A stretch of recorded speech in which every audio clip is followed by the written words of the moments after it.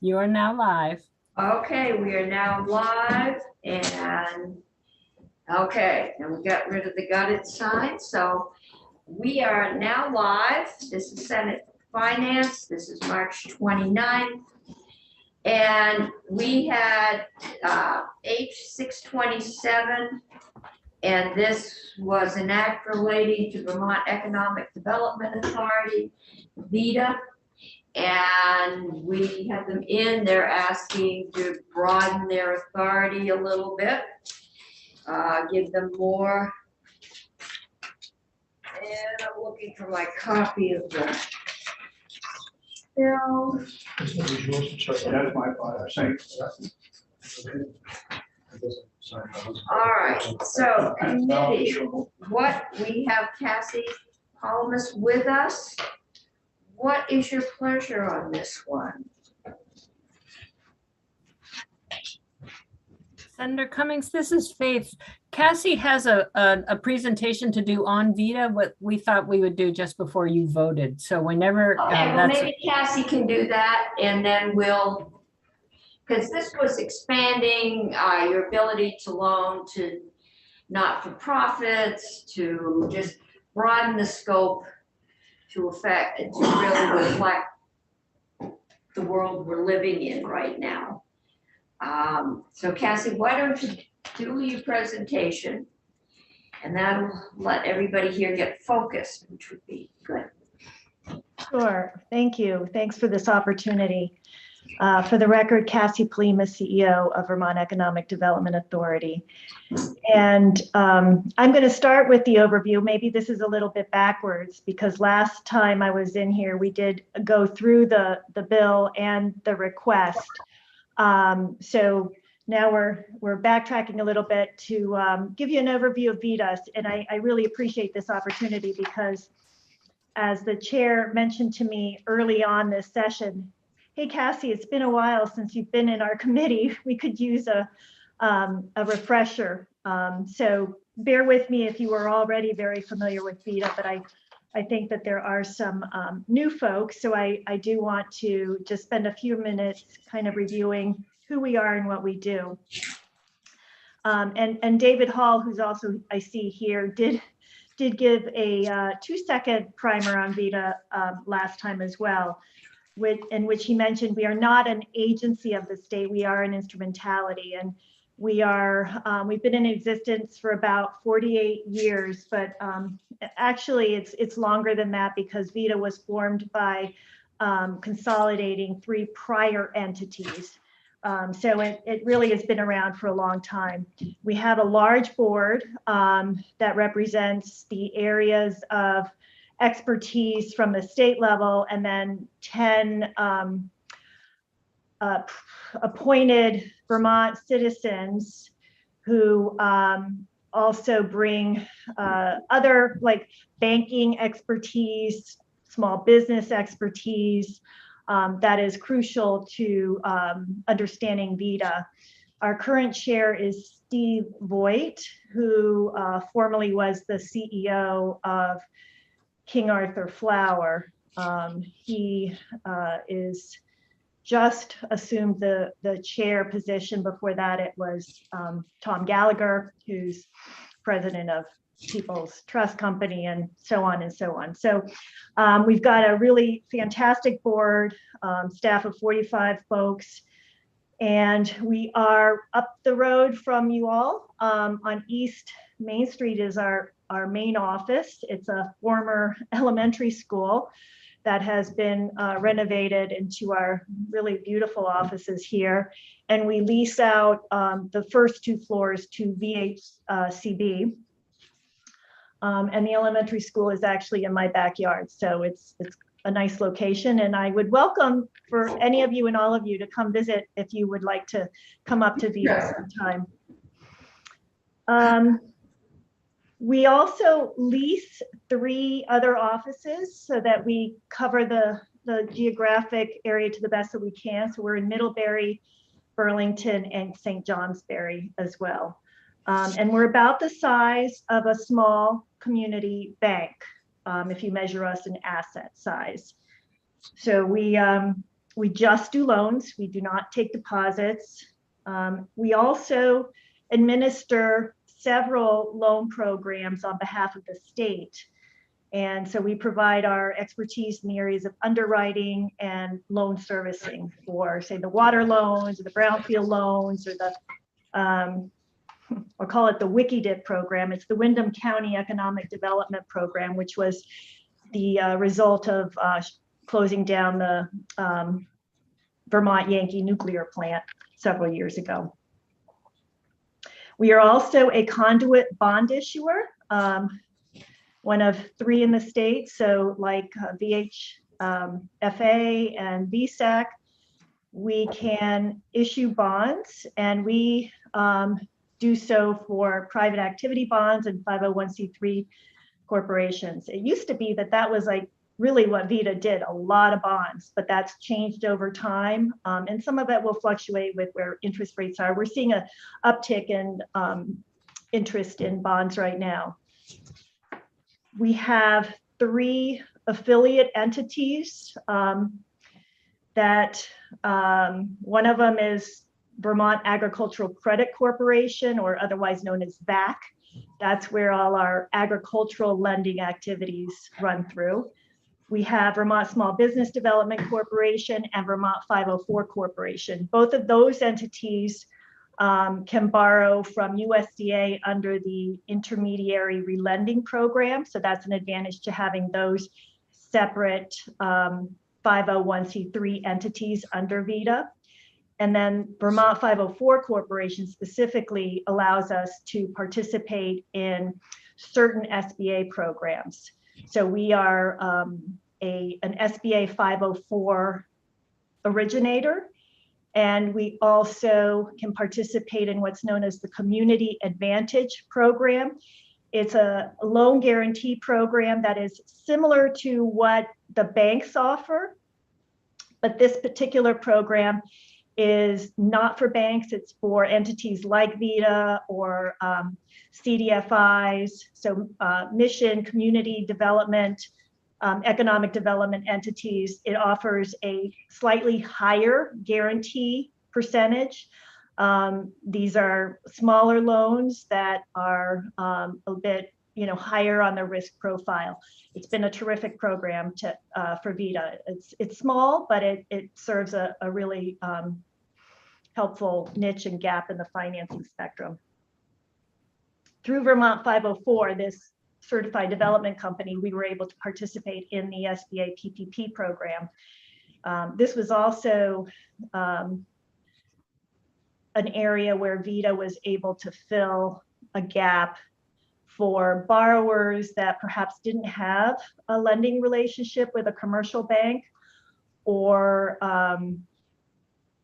the banks, were at first, they were really busy taking care of their primary customers. So we were able to absorb a lot of the need out there at the time that was not being quickly met with the banks, especially when it first opened up. So that was a success for us in that we, provided that gap financing. It was a lot of work, as anybody, not only at VITA, but at the banks will tell you it was a lot of work.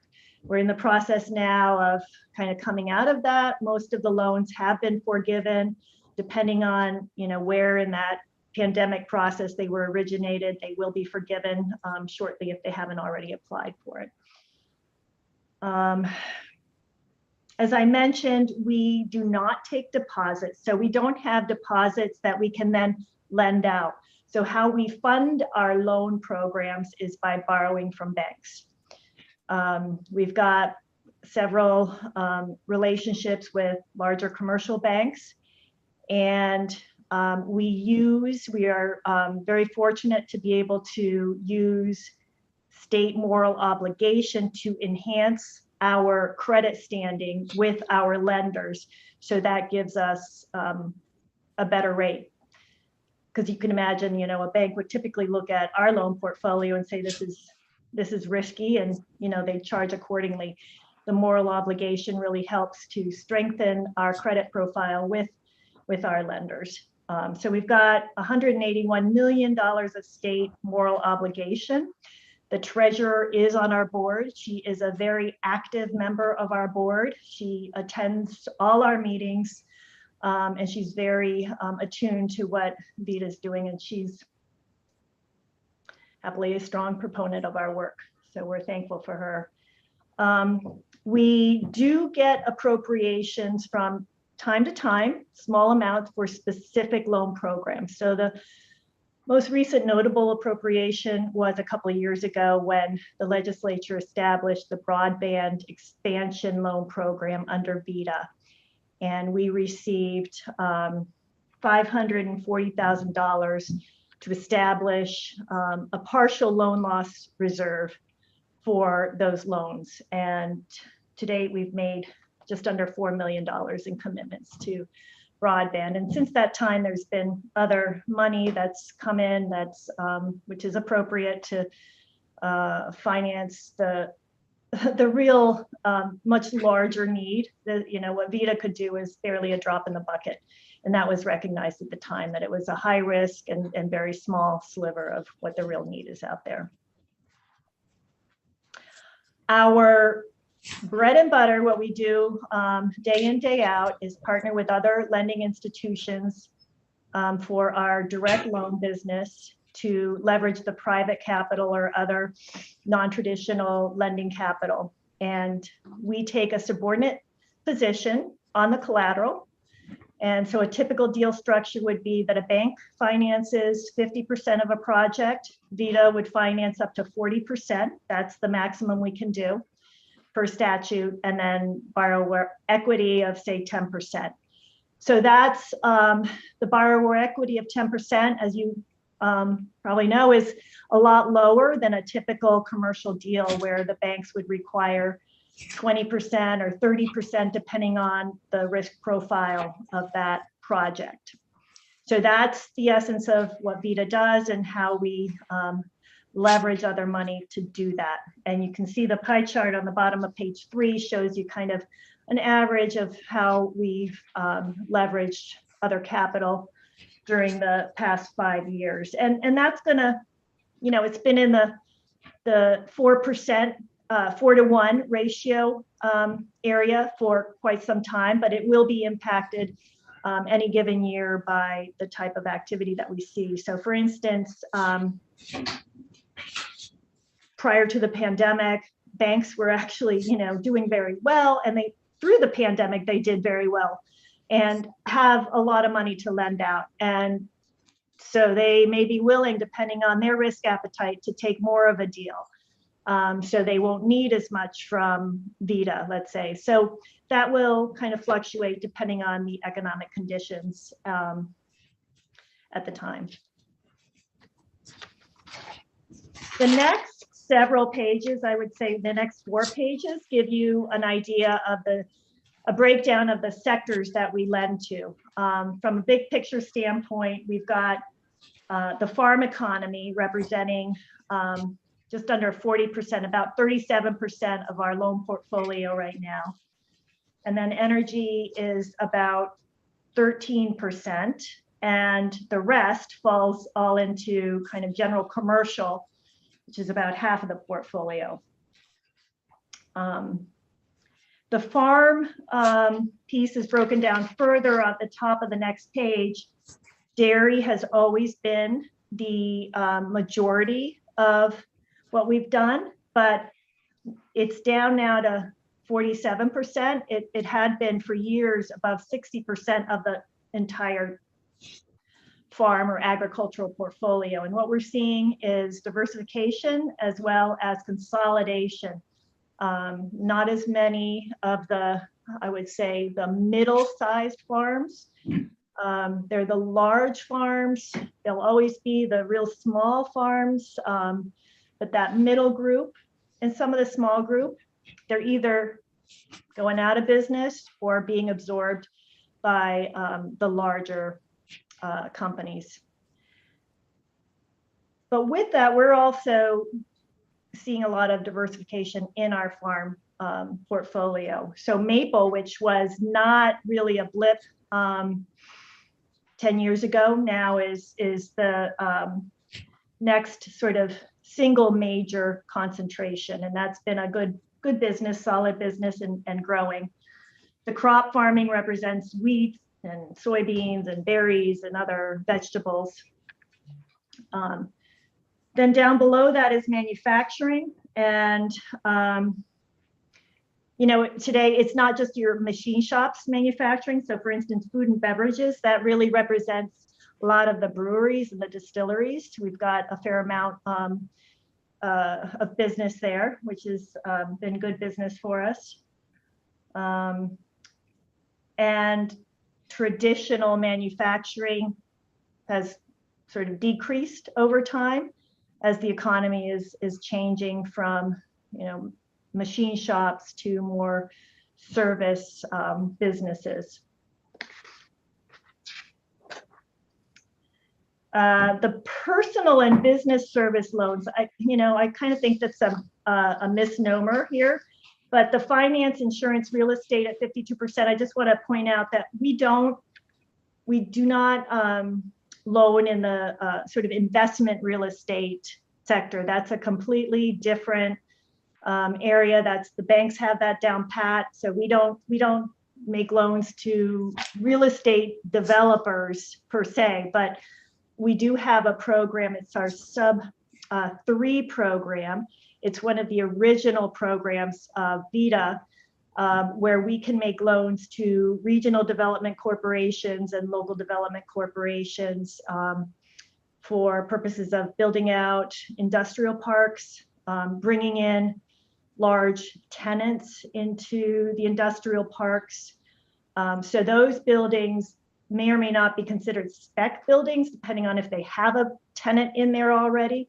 So that has been an important part of VITA's work over the years, and one of our main programs. And then down below that, we've got the tourism and travel, which has become increasingly more important. Hotels, motels, and lodging, that's primarily like your small bed and breakfast. We do a fair amount there where, and oftentimes it's, you know, change in ownership. And we've seen that the same property through several different owners over the years. But as you know, travel and tourism is a important part of the economy in Vermont. The last one is our energy. This was added by the legislature into our statute in 2013. We've done a lot of energy loans. It's kind of tapering off right now as other banks and funds and investors have become very comfortable with lending to the renewable energy sector. But you see there that most of what we've been doing is solar. We do have some digesters, not so much wind. It's interesting, you know, if you look at Maine, they're all wind, and Vermont is all solar. It's been a very nice business for us. It's great, you know, that now the banks are comfortable with that. But, you know, during the pandemic, this was the one part of our portfolio where we knew payments were going to continue being made because those solar panels were still generating electricity. So it was very nice. The table on the bottom of that page just shows you the energy data. We collect the energy data on all our energy projects, and we send that to the Department of Public Service on an annual basis.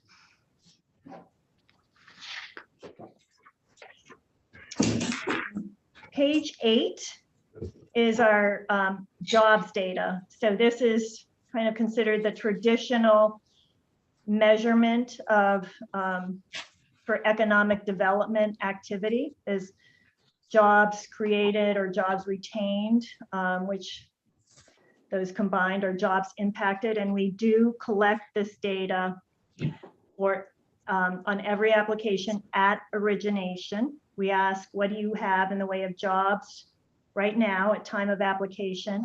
And what do you expect or project your jobs to be within 3 years of obtaining the loan. So we asked not only for the number of jobs broken down by hourly versus salary, we also asked for information on the benefits, which is on the next page of the report. So you can see, the combined sort of package as far as what the Vita Finance companies are paying and what the projections are. And this will also fluctuate depending on the types of projects we finance in any one given year. If we have, back when we were doing more manufacturing, those job numbers were higher than shifting towards, some of the travel and tourism. You may have, a couple that are buying a bed and breakfast. They're going to live there. They may not employ other staff, or they may, depending on the size of the bed and breakfast. But the measurement there is not those jobs, it's what they create by bringing in tourism into the state. Also in 2021, with the PPP program, and in 2020 also, the numbers here do include what was on the PPP application. So it's a little bit skewed for that as well. But I think if you look at the next page, which includes, the actual salaries and benefits impact, we did this for our board. We hadn't put it together in this format before, and I was actually pleasantly surprised to see the pay rate and the benefit rate for our borrowers. Thought it was a strong showing. And then the last page is really just to show you where throughout the state our lending activity occurs. And it's really, in every county, but Essex County is traditionally the one that is the hardest to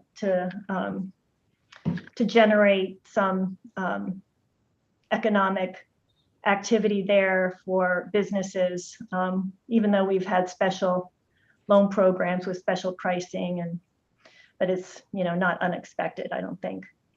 So you see the concentrations where the demographics are concentrated as well. So I'll stop there. That was a very sort of macro level, quick overview of Vita. And at this point, I'll turn it back to the chair. I'm happy to take any questions on either the information or the Vita bill, if you want me to kind of review that again and what the asks are. Okay, Senator Pearson, did you have a question? Yeah, I'm just trying to understand some of the job and wage data, and so I'm looking at the green box on the page 8.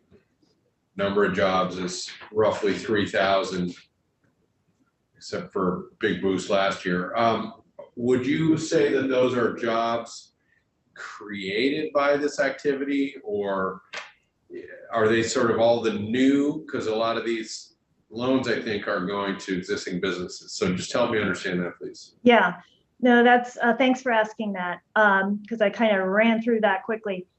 What we collect is what the business has at the time of application and what they project they're going to have 3 years after the application. So this represents that 3-year projection, what they think they're going to project out in 3 years. So that's jobs impacted. So it's the jobs that they had at the beginning and the jobs that they're creating that's reflected here. Some of this is over 3 years old. So do you verify, or do we have any sense of how close to that we've hemmed? Yeah, we do an annual survey of our borrowers to ask them where they are and then compare that to what the application was. Now, I'll be honest, we haven't done the survey in 2 years. And the reason for that has been the pandemic, and that doing the survey during the pandemic, I felt was not good for VITA or the borrowers. It's hard enough to get them to respond anyway. We really put effort into calling, people don't respond to surveys. So it's a lot of work. And then knowing what everybody was going through with the pandemic internally at VITA with PPP, as well as what our borrowers were feeling. We just haven't done it for 2 years, but it's on the docket to do again. But I can tell you that when we had been doing it, we were getting a response rate of 75%-ish, depending on how hard we pushed, and that those numbers did track pretty well to what they had projected. Great. And just my last question, could you give us, I'm assuming you get more applications than you can fund. Could you, is that right? And what I'm curious about is sort of what percentage of worthy applications do you end up being able to help? We don't have a funding problem, a liquidity problem. So it's not a question of, oh, we don't have enough money from our lenders to be able to fund. I hope I'm answering the question. Is it like, what percentage do we decline because they're not? Yeah, I mean, most entities that are kind of quasi state government come in and say, if we had an additional 5 million, here's what we would also be able to do. And so you're saying that you don't run into a limit based on your available resources? We haven't to date. Since I've been with VITA, there was a time where we were getting, there was a little stress on how much liquidity we had. We were able to, right size, sort of adjust our balance sheet. We got an additional line of credit from a bank that we used a little bit, but right now that's not the problem. So, if we do get there, and if the treasurer were here, her eyeballs would kind of pop out if I said, well, we need to ask the treasurer for more moral obligation because we need to ask our banks to increase our lending to us. That's how it would work. But we're not in that situation at all right now. We have plenty of money to lend. Thank you. Okay, and I'd like to get to your bill. And if my memory serves me correctly, what this bill would do is it would allow you to loan to mixed-use projects. My favorite, general store. That it's a general store, which is a business, but it has housing attached, and you don't generally do housing. Correct. It would allow you to loan to companies that produce intangible products, such as, I believe this is where the assisted living came in, but not something, this was the software, right? It's not a tangible product. Right. But it is real. Right. It could be a service of any sort. It could be software as a service. It could be a construction company that provides construction services that wants to build a new building that they will house their offices in, or that's it's a broad range of services. Okay, and then I remember the housing discussion, but there is a section of housing such as assisted living, which is this bill defining that as a business? It's not housing per se. VHFA agreed with that. Right. That they're a business. They are providing the service of assisted living, even if they are building tiny little apartments in which to do that. Right. I think the wording, and I actually don't have the bill right up in front of me, but it's assisted living with or without independent living. And then it lists several other specific facilities that are all licensed by the state. One that comes to mind are the mental health providers in the state. So their income that would be available to repay debt is services. Their business is not providing residential housing, permanent residential housing. It's the services that they provide that would be there as the revenues to repay any debt. And then you are asking for an increase in the amount of the loans you can make, which was, the first one was mortgages, and it's from 1.5 million to 5 million, and then from 2 million to 6 million, and that just represents the general inflation that we're seeing in the cost of projects. Yes, but more Just than that, individual projects. I would say that's part of it.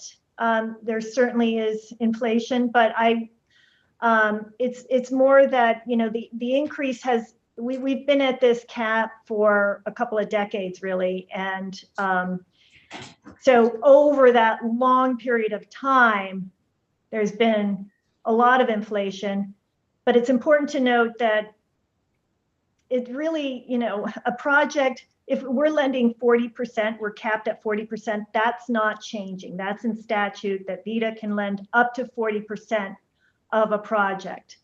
That means that our ability to maximize our impact is maxed out at $3,750,000. And there are a lot of projects, really good economic impact projects out there that are much larger than that. And so it would be very helpful if VITA could be more impactful on those larger projects. That is something that the banks support as well, because we're still staying at that maximum 40%. We're not able to go above that. We're just able to participate in larger projects. So you've got, you know, a lot of businesses here in Vermont that want to stay in Vermont. They started here, they're growing, they're successful. They want to build a new building. They want to bring in new jobs,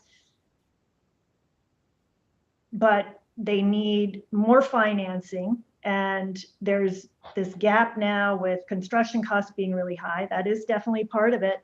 Projects don't appraise, you know, it costs more to build a project than it's gonna pencil out in an appraisal. That's the role that VITA plays, is to bridge that gap. Okay.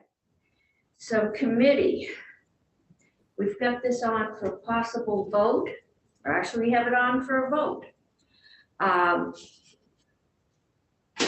Questions, comments, Senator McDonald? That's a threefold increase in the amount of mortgages. It just struck me as being a pretty large jump in money when, you know, bottle deposits have been a nickel, haven't been able to move them for a dime in 40 years, and this one's getting 3 times the increase. Just, Well, I think it's been 20 years. well, it's been 16 years since we adjusted the 80% of homeowners paying based on income. And we haven't changed that. Senator, I'm trying to keep the focus on this. I'm trying to understand how this compares to other similar challenges. Well, right now, I think this is one of those places where we have not upped the amount in 2 decades. And they're saying in their experience, and this is not a state appropriation, it's not tax dollars. These are bank dollars that they borrow and reloan or get repaid. So they're recirculating the money out there. And we can talk about the amount. I'm looking for the My only committee. comment, Madam Chair, was it's a a substantial increase, and I'm check to it being proposed, but some places substantial increases are waived past, and other places, other increases don't happen. Well, maybe part of the reason is some increases come out of the pockets of hardworking Vermonters who haven't seen their wages increase or their buying power substantially in 20 years. This one is not impacting the pockets of everyday Vermonters. This is investment businesses. This should be easier. Committee, what is your pleasure? Senator Pearson. What, I'm just looking at the language and I haven't, I guess we had a walkthrough, but maybe I missed it. He did, I think last Wednesday. And David Hall is here. So maybe if David, are you with us? His I name am. is- Yeah. Hi, I'm looking at page 2C. We're striking for purposes of subchapter 4 of this chapter only. What's the implication of that? I'm struggling to understand. It's really minimal. It was just intended to signal that, again, this is part of the clarification that they can lend to nonprofits, and they already can. And so the thought is, well, if they can lend to nonprofits to the direct mortgage loan program, which is in subchapter 5, or any of the other programs that come along down the road, then there's really no point in just saying this very narrow authorization is only applicable to subchapter 4. And I don't know the context of the whole national headquarters of a nonprofit that does a certain activity, but it is extremely narrow in focus. So this is really just a sort of a housekeeping thing.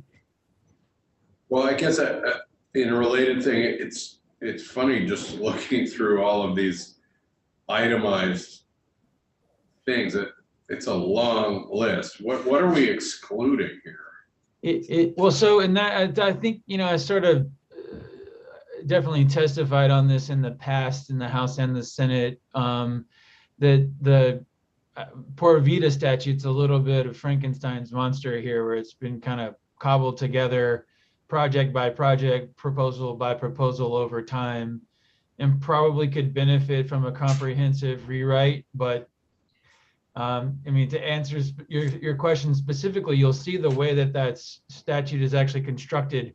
It says that it could include these things. So it's not even an exclusive list of the things that they can or cannot do. It's the way it's been put together over time is that these are the examples of projects that people wanted to add, session in, session out. And that hence we have this long laundry list of very specific projects, but they're not limitors on what VITA could do necessarily.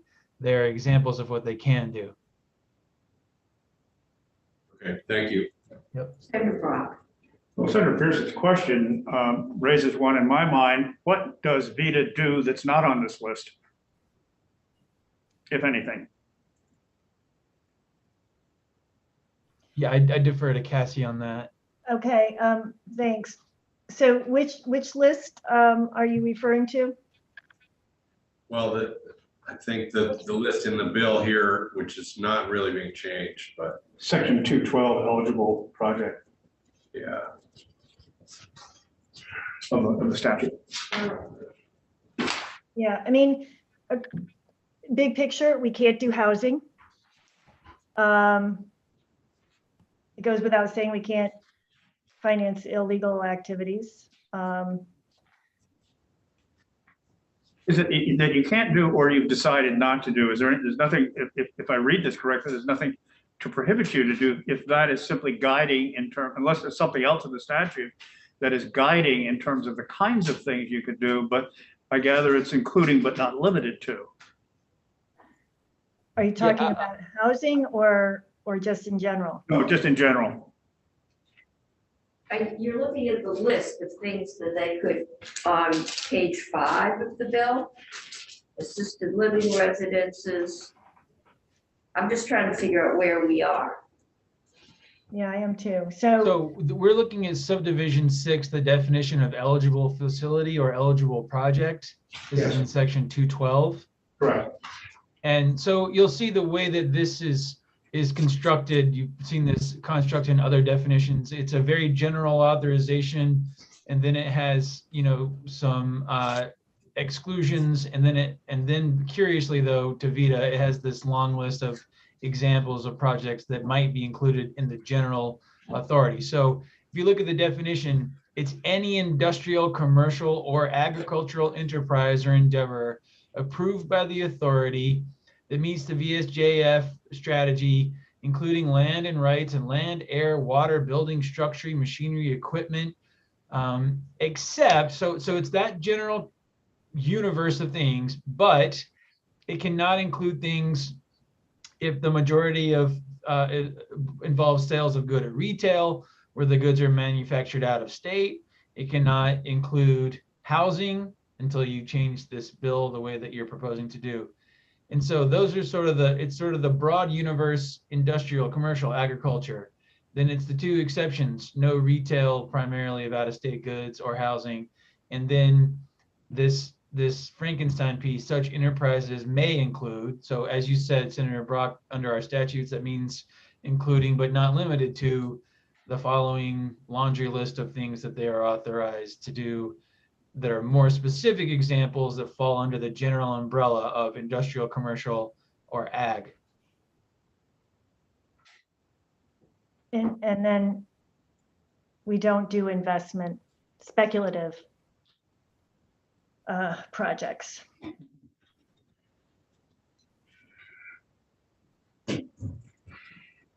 Okay, Senator Saracen. Thank you, Madam Chair. Cassie, would this bill help in the development of housing in Vermont? Don't you do some joint projects, commercial and residential, and would this allow greater opportunity for borrowing for combination housing, commercial projects? Yeah, so that's been one of the challenges. We don't do residential, and we don't really want to get into residential, but there will be projects from time to time. Say it could be a new building or renovation of a downtown building that's got commercial space on the first floor, or maybe the first 2 floors, and then 2 floors of apartments. We can finance only the commercial space. So you have to figure out how much of the project cost allocation goes to just commercial. And then we can only finance up to 40% of that commercial space. So when you have other lenders involved in that project, it kind of gets overly complicated with different capital sources. And it may be that, VITA is needed, but it's not enough because we're limited to just the commercial space and just 40%, up to 40%. What this will do is allow us to finance those mixed-use properties with the criteria that 50% or more has to be commercial. So the predominant purpose and use is commercial. And then we could finance up to 40% of the total cost of that. So we wouldn't have to carve out the residential and just do 40% of the commercial only. So what you're going to, I think a good example is, as the chair mentioned, the general store with an apartment upstairs, or you've got a commercial use building, whether it's a restaurant or something that might have an apartment out back. We always have to struggle with, like, how much is that apartment of the total project? Carve that out, and then that creates a bigger gap for the borrower, where they're already with us because they may not have enough equity to do the project. So it's not part of our everyday, we do, residential mixed use properties. And so we're very careful about that. Senator Pierce. Madam Chair, I think I'm ready to vote, but one question for Ledge Council, if I could. David, what is so I've got absolutely no reservation about extending to multi-use projects and stuff, but the expansion of is it the loan amount? Maybe you could direct us to that language. I'm trying to, oh, here we go. The increase in the amount. Yeah. Oh, here it is. It's 5 million up from 1,500. Yeah, there's 51.5. two increases, one on page 8 and one on page 9. Okay. And what does that mean? This is not state dollars in the sense, but what's the risk to the state for this considered change?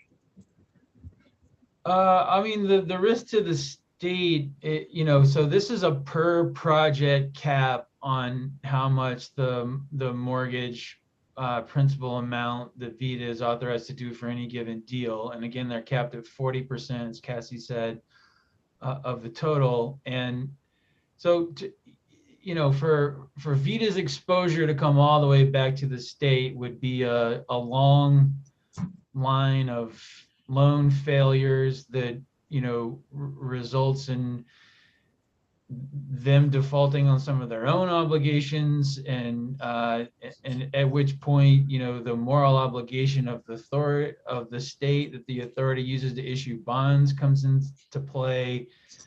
It's a risk posed by VHFA, by VHCB, by VITA. It's all of these entities that have some allocation approved by the treasurer to use the state's moral authority to raise funds through a bond issue. So the cap on the amount outstanding in total is in a different section of the statute.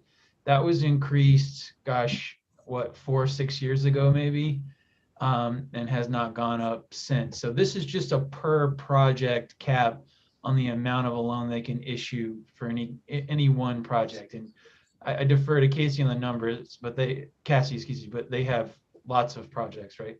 Mhm. Yeah. As the pie charts show, we're pretty diverse. I mean, there was a point in time where we were like, well, we've got a lot in energy.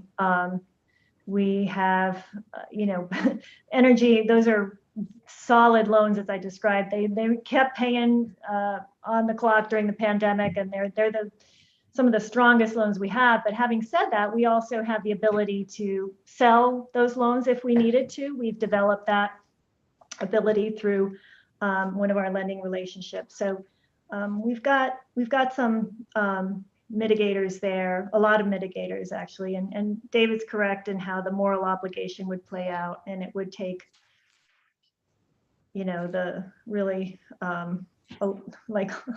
a lot of loans going bad all at the same time and not having enough reserves. But we've got reserves. We manage it like a bank. We function like a bank. We do everything like a bank, with the exception we don't take deposits, and we're not regulated by the FDIC.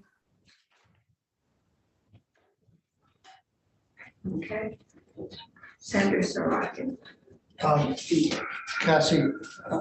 just give me some comfort here that we're not diluting your purpose to provide commercial loans by opening the door to 50% of the loan being now for the first time to housing. I mean, we have a lot of sources of money for housing in this state, and this may be a narrower thing for commercial development. It seems like a fairly significant change.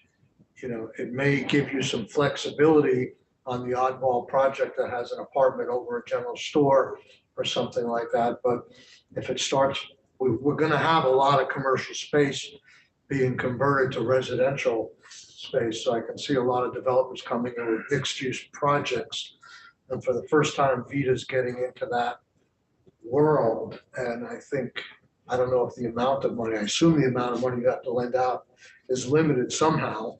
And now certainly a greater proportion is going to go to housing than it has in the past. So just make me feel like it's not a major shift. Yeah. Thanks for raising that. I mean, there is the criteria that 50% or more of the square footage of the project has to be commercial.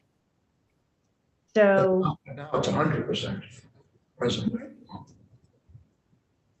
no, 50% of the project, if you have a mixed use project of commercial and residential, what's proposed here is that 50% or more of the square footage has to be commercial in order for us to consider lending up to 40% of the total cost. Rather than having to divide out the cost with the commercial and then only do 40% of that cost. Oh, so maybe I'm not understanding. You're saying that you still are only loaning on the commercial portion? No. It's just you could loan, or are you loaning on the residential portion as well?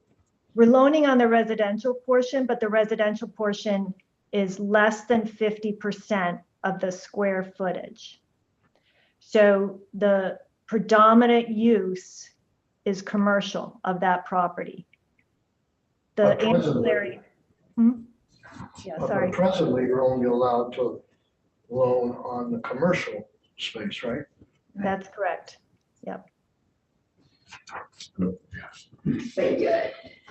my understanding is that the developer brings in a project and he's got a cost for sheetrock and a cost for insulation and a cost for this and this, and then you have to do all the calculations about what percentage of all these costs are dedicated, and then you can do 40% of that. This just says you can do 40% of the cost, provided that housing is not, it's half the project.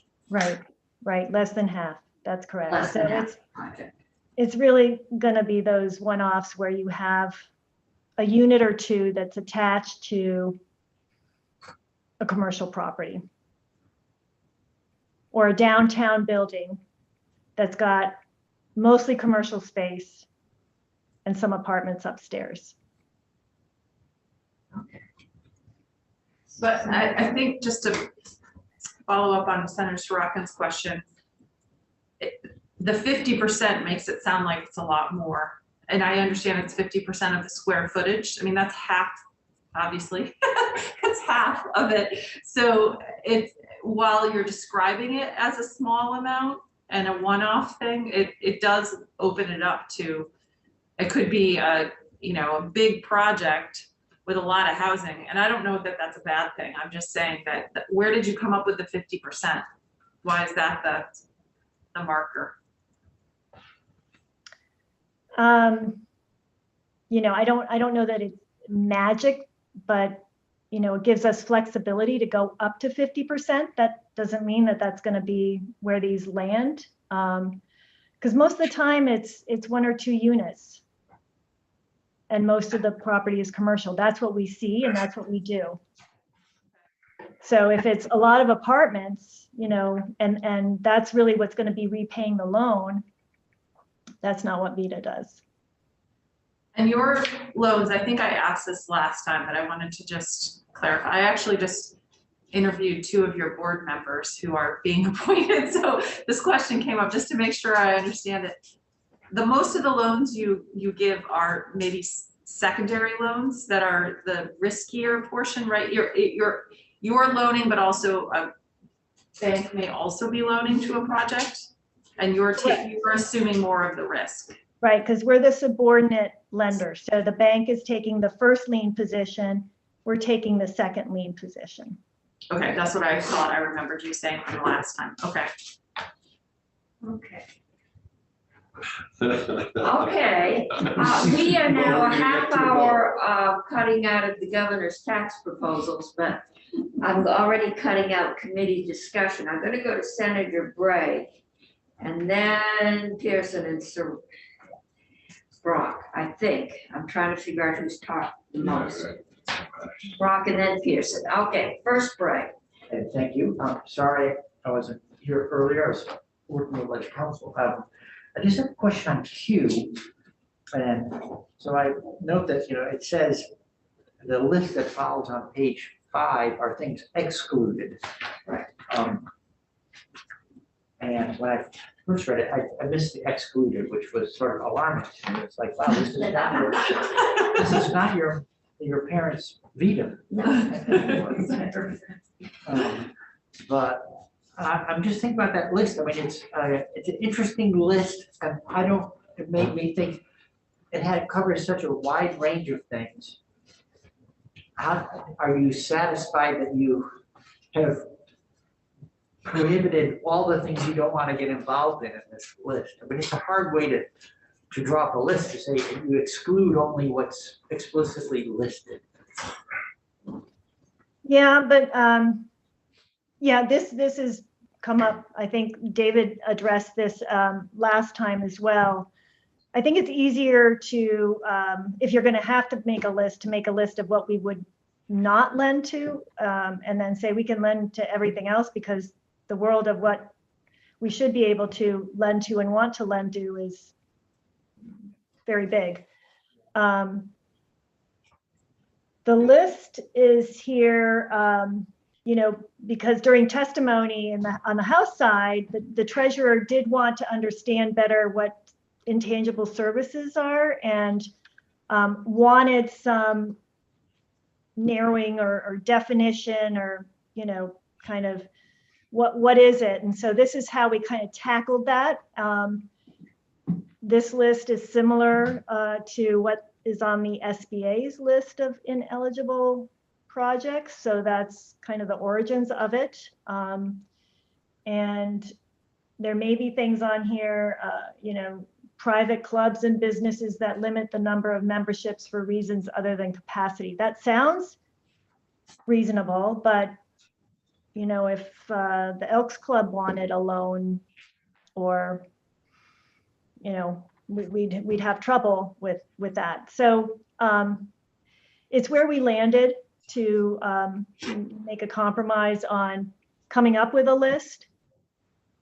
It was easier to do it this way than to say, these are the specific ones that we will lend to, because if you look at our statute, that was where we started this conversation, and why VITA's statute is rather difficult, is that it has this list of things we can specifically lend to, but then there's the language of this is not an exhaustive list, or doesn't include everything.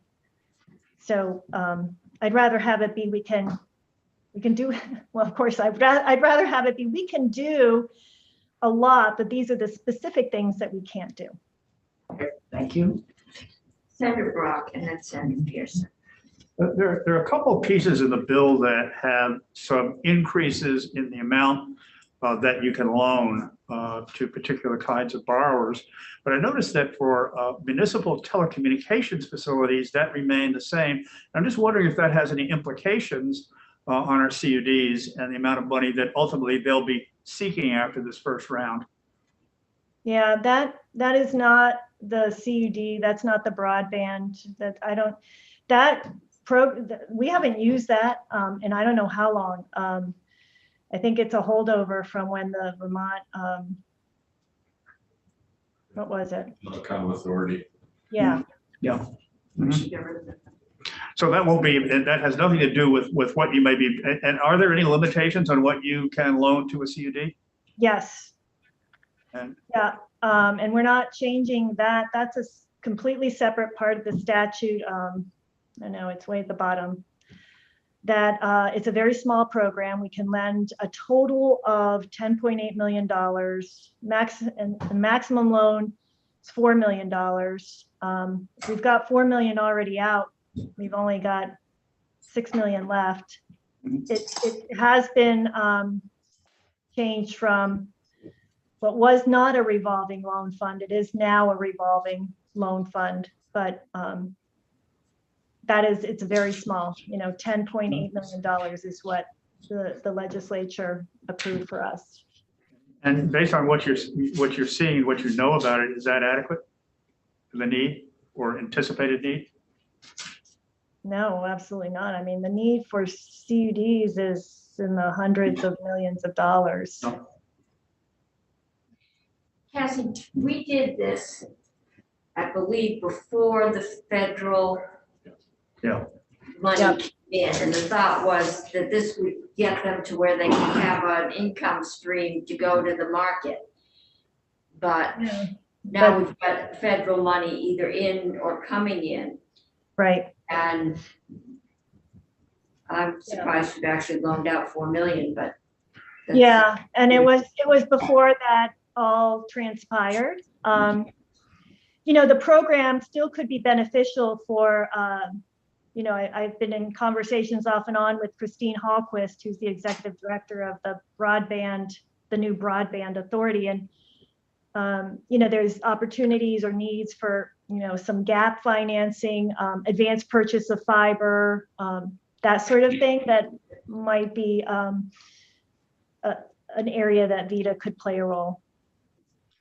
I have a feeling we will have that discussion with Christie. Senator Pearson. Cassie, going back to our conversation earlier, so you've got your the money, you're not oversubscribed. You're able to loan out everything that is, comfortably asked for, comfortably in the sense of based on your criteria. And here we're saying, I believe, just correct me if I'm wrong, page 8, we're saying that your loans can now go up to 5 million. That's in terms of being secured by land and buildings. Is that specific? Does that mean all of your loans, or is that specific? And then I have a follow-up question. Yeah, no, I'm really glad you asked that question. So that language has been there forever. I think that's part of VITA's original intent was project finance of buildings and equipment. And in this direct loan program, loaning up to $5 million, it would be prudent to have hard collateral, even if the business itself is, providing, say, software as a service. The project that we would be financing would be perhaps the building to house those employees. So there would be that hard collateral. We don't really do working capital financing in the traditional sense of a line of credit that's secured by receivables and that sort of thing. We can do it, and we do it in our small business loan program. We don't structure it like a traditional line. We structure it as a term loan. We try and get hard collateral where it's available. On the small business side, you're looking at what you can get. But for this program, if we're going up to $5 million, we will continue to use prudent and appropriate underwriting. We have our loan policy, which is what really guides us beyond statute. We have our internal loan policy, and it goes into much more detail as far as what we can do, what's required from a repayment ability of the borrower, what's required from a collateral valuation, how to structure all those things, that a traditional commercial banker would do. So, okay, thank you. So my question is, now if we give you this opportunity to lend to larger projects, are we gonna, in a year or two from now, hear from you that small businesses, smaller opportunities are not, you have used up your annual lending capacity, and so we're shutting out some of the smaller folks? How can you assure me that that's not what we're gonna? Well, we would have to really mess up, I guess, where our lenders would shut us down. We wouldn't have access to our lines with our banks, and they take our loans as collateral. So the more collateral we give them, the more comfortable they've got that to lend against. And I mean, that's in addition to the moral obligation that the state pledges, and we have a letter of credit as well. So the banks are very secure, and we've had long-term relationships with the banks, and that has grown over the years as our loan portfolio has grown over the years. And that's how it works. That's expected. So the full faith and credit of the state does not represent your entire It's not full lending, faith and credit. or excuse me, the, what? Moral obligation. Moral obligation. Moral obligation. That is not the entire universe of your lendable capital. I had not understood that. Okay. No, it's the majority. I don't want to mislead you. It's the majority. We have $181 million of available moral obligation. We're using about 175 of it, I believe. We have a loan portfolio of a little under 300 million. So not all of our loans are, you know, one for one with moral obligation. All right, thank you. That was key. And we set that moral obligation, right? The amount. Right, that is approved by the legislature. And as David said, the last time we got an increase, it was 6 million. And it was when the broadband program was put in place. So that 6 million was added, but we're not using it. It's sitting there and we're not using it because we don't need it right now.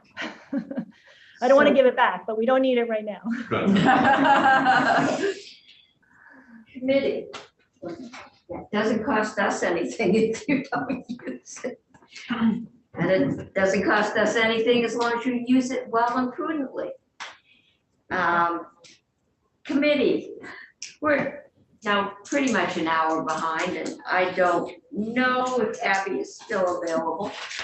So I'll see if Faith can let me know that. But your pleasure on this bill, Senator Bray. This passes, the chair was for motion, so I would move that the finance committee vote out favorably. Page 627 has passed by the House. Okay. Okay, Abby is with us. All right. So the motion is that we vote H 627 favorably as it came to us from the House. Further Not a discussion, single change. not a single, oh, we are slipping. Are we sure we can't Yeah, find something yeah, in there? All right, I'm gonna call the vote. Further discussion. If not, all those in favor say aye. Aye. Opposed, say no. That carries, I think 700.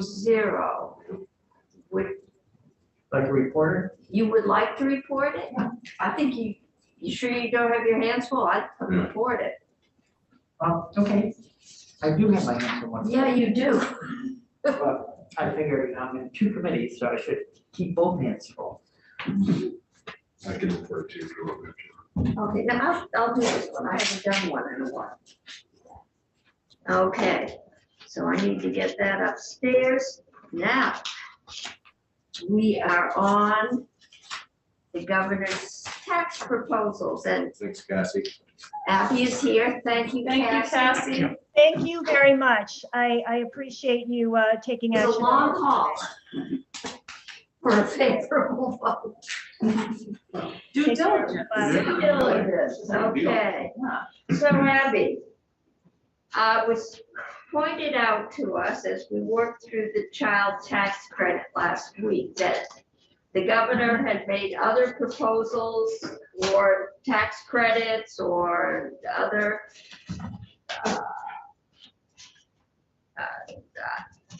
incentives to help with some of the workforce recruitment and retention, and they did not make it through the other body. And so we would take a look and see what else was floating around out there. And I think you found them. in bill form, and so maybe you can just walk us through what they are. Thank you, Madam Chair. For the record, Abby Shepherd, Office of Legislative Counsel. There is one document, actually, there are multiple documents under my name.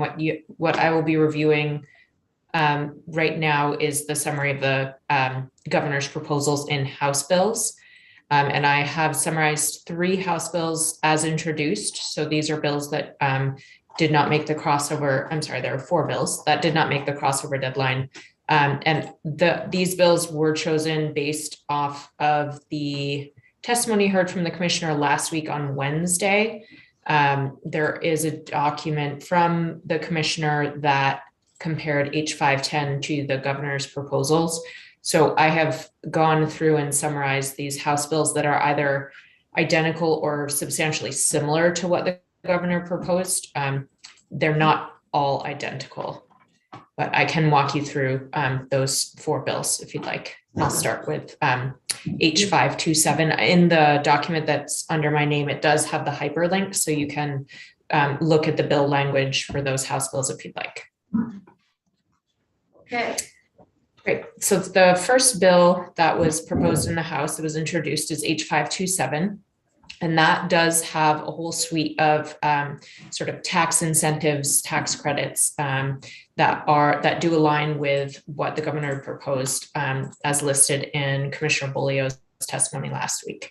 So the first section would create a student loan interest payment exemption against Vermont income tax. It would exempt up to $2,500 of payments of interest. To note, that is not of payments of principal on student loans that are incurred by a taxpayer to pay for educational expenses incurred at a secondary institution, so a college, university, vocational school, or other eligible education institution that is eligible to participate in student aid programs. So that really would create a state level sort of exemption or deduction that's very similar to the existing federal student interest payment deduction, but that would be just for Vermont. The next section had a couple of different proposals. It's shown as one section because it's all within that section of statute, but it is really 2 separate proposals. So the first in subdivision A6 would repeal the alternative minimum tax, which is currently a 3% tax on the taxpayer's adjusted gross income. And that only applies to individuals who have an AGI. So this is not taxable income, but it's AGI that exceeds $150,000. The governor had proposed to repeal that. And that's also what is in H527.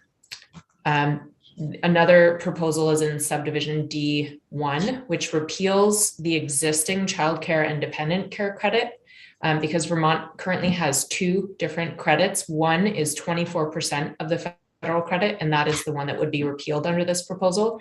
Under H527, there is an expansion of the other childcare and dependent care credit, and I'll get to that when I discuss section 4.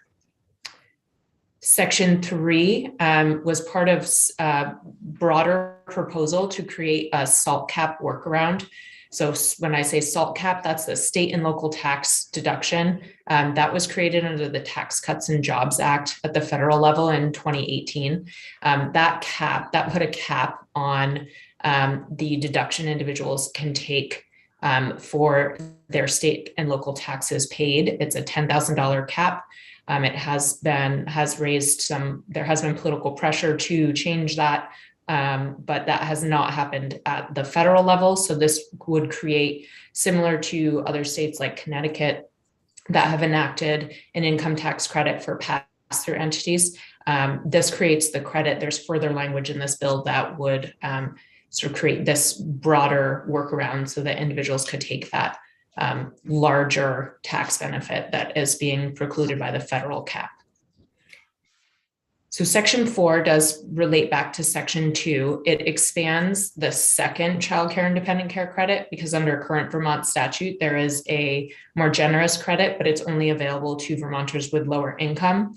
Currently, only individuals, either if they're single filers and they have $30,000 of AGI or $40,000 for married filing jointly filers. Those are the only taxpayers who can take the 50% credit of the federal credit. The proposal in H527 was to repeal that income limit, so all Vermonters, taxpayers would be eligible for that credit. In H527, there was a proposal to increase the earned income tax credit. And the way that that credit is structured is it is a percentage of the federal credit, and that would increase from 36% to 45% under H527. There were also several income tax credits that were created. The first targeted sort of workforce shortages, and it would be a refundable income tax credit against personal income tax in the amount of $1,000. And it was made available to licensed nurses. It was very specific in the statutory citations not to include travel nurses, or for nursing assistants or for childcare workers, which included pre-qualified pre-K providers and licensed or registered childcare providers. H527 in Section 7 created an income tax credit, or would have created an income tax credit for first-time Vermont homebuyers. It would be a $3,000 refundable income tax credit. And it would be able to be taken for one of the 2 taxable years following the purchase of a first home as a primary residence. It was limited to the purchase of a residence that qualified as a homestead and was declared as a homestead for property tax purposes in the year in which the credit is claimed. Section 8 was amending statutory purposes because this bill did create new credits and amended existing credits. And then Section 9 again relates to the state and local income tax deduction. That cap, it creates a whole new subchapter, which I did not get into much detail here because it creates a whole new structure. But I'd be happy to provide more detail. That's pretty bare bones right there. Sections 10 and 11 amended corporate estimated payment and filing deadlines and underpayment penalties. This provision, as noted in this summary, is also in the technical and administrative tax bill, sort of the miscellaneous tax bill. So that was passed out of the House last week. Also in that same bill, the technical and administrative tax bill, the annual link up to the federal statutes was passed. That was also proposed in H527, and it would link up Vermont's tax laws to federal statutes in effect at the end of last year and would apply it to taxable years 2021 and going forward. The next 4 sections, you have 2 different bolded lines here, are also in the technical and administrative tax bill. So I will be happy to walk the committee through that at some point in more detail. But the first proposal was to treat these new enhanced life estates in the same way as conventional life estates have been treated for purposes of the property transfer tax, which means that when a deed is created, or a deed creates a life estate, it is subject to property transfer tax, regardless of whether it's a conventional, sort of more restricted life estate or an enhanced life estate. This language in H527, as is in the technical administrative tax bill, creates a new reporting requirement when there are federal audits and adjustments. And again, that was not within the sort of tax relief proposals, but just putting it out there so you're aware that these were proposed and these are have been passed out of the House. Try not to go into too much detail there. Section 19. You have seen this proposal in H437. This was to expand the sales and use tax exemption for manufacturing machinery and equipment. That language was included in H527 as introduced. So I'll pause there if there are any particular questions about those proposals, or I can just keep plowing through the next few bills. I'm not seeing any. Okay, oops. Oh, go ahead, Zach. I'm just curious, so the section 3 on the salt workaround, could you explain that? I know there's been a lot of talk that New York and Vermont and other states got hammered hard on that. Is that to soften the blow, or what does that, how does that work, if you don't mind? Senator, I was actually going to ask Abby to come in and do a whole presentation on how that works. Okay. Okay. So I'm just making notes here as we go. But I think that's one some of them are pretty self-explanatory, but how a workaround works is, I think would be helpful. Thank you, Madam Chair. Yes, I had not prepared that for today in great detail, so I would appreciate a little extra time to prep that for the committee. But yes, the intent is to soften the blow for states where there are more taxpayers who are paying over $10,000 in state and local taxes, typically on property taxes. Some states, I think, such as New Jersey and New York and Connecticut in particular, had really felt that impact the most. But there's a lot of information both Graham and myself could give you on that has been in effect for several years already. And several states have created these pass-through workarounds, which the IRS has deemed to be in line with their regulations. Okay, be easier if the feds just fixed it, but What else? well, we'll see what we can do. All right, I think, yeah, we'll do a whole section on that one. And so you're down to 597? The next several bills all relate to income tax exemptions, starting with H558. And they're sort of different iterations of different approaches to expanding the Social Security benefit income and taking different approaches to the military retirement income exemption. So I've listed the different ways that these were structured. H558 expanded the exemption thresholds, which is very similar to what you see in H510. The only difference is the amount. So both the thresholds to be eligible for the Social Security benefit income and the amount of income that would actually be exempt is increased by $10,000. In H510, that was $5,000. Okay. But they didn't get your child tax credit, so. All So right, that's in addition to the child tax credit. H597 did create income tax exemptions for U.S. military retirement income and U.S. military survivor benefit income. It was a full exemption. There was no limit, and there were no income thresholds. Whereas what the Senate passed out in your proposal of amendment to S53 was much more limited, subject to income thresholds and a $10,000 limit. The final bill with some of these proposals in it is H632, which also would have provided a full exemption for all Social Security benefit income, and it would have removed all income thresholds or limits. And that, however, took effect a year later, so it wouldn't have impacted filers until filing season in 2024. interested to see a fiscal note on that one. Okay, And that concludes the bills that related to the governor's tax proposals. okay.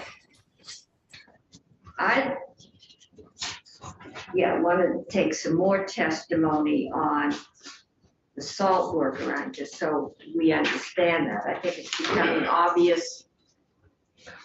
We've been told there's so much money available, and it's how you move it around or exempt it. So, committee, Senator I Siraki. apologize. You probably said this, but I was not listening or didn't hear it.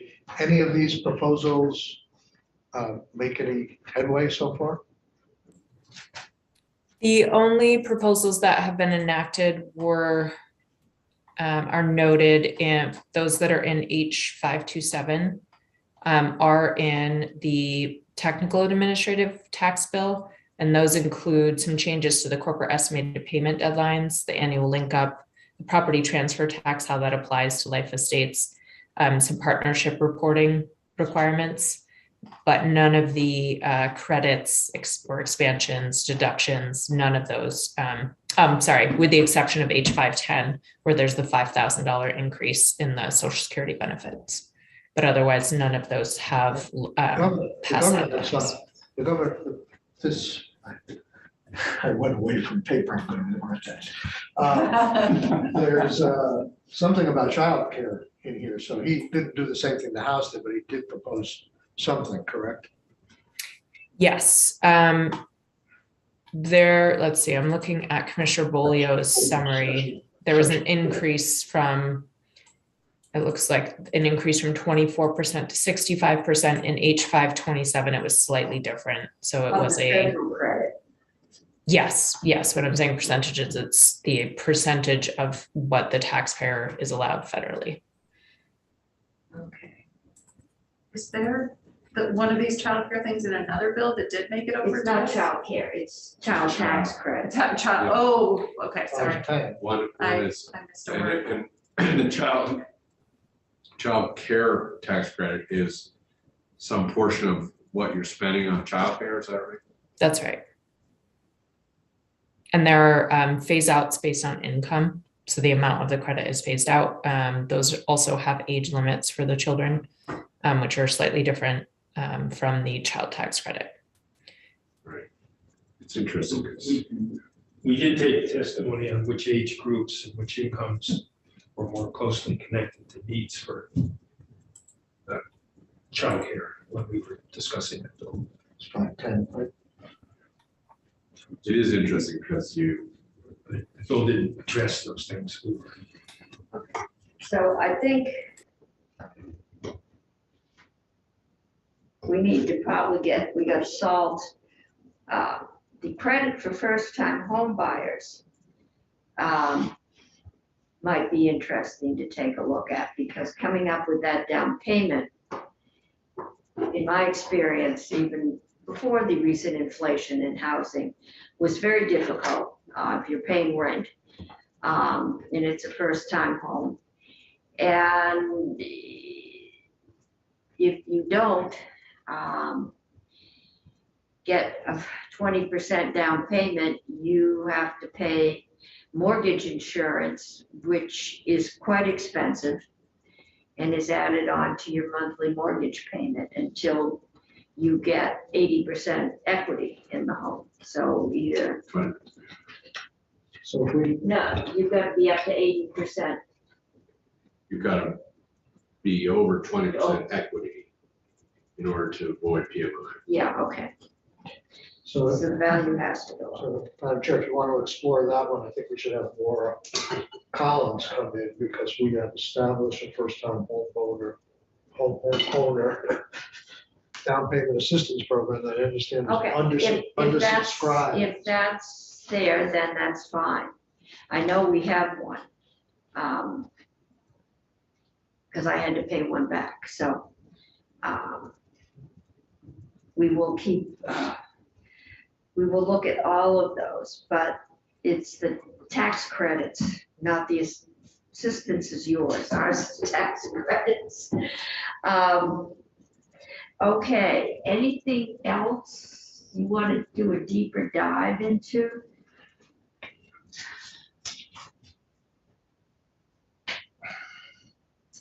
Well,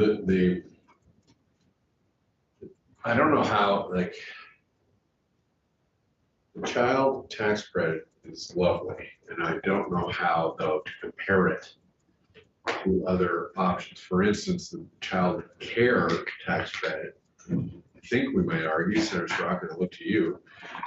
If you give somebody a tax credit for their childcare expenses, you're more likely to promote people entering or re-entering or entering at greater hours the workforce, as opposed to just anyone with a young kid gets a tax break, right? And I don't know how it's the first time we've been faced with such a good problem of We're trying gonna, to balance yeah.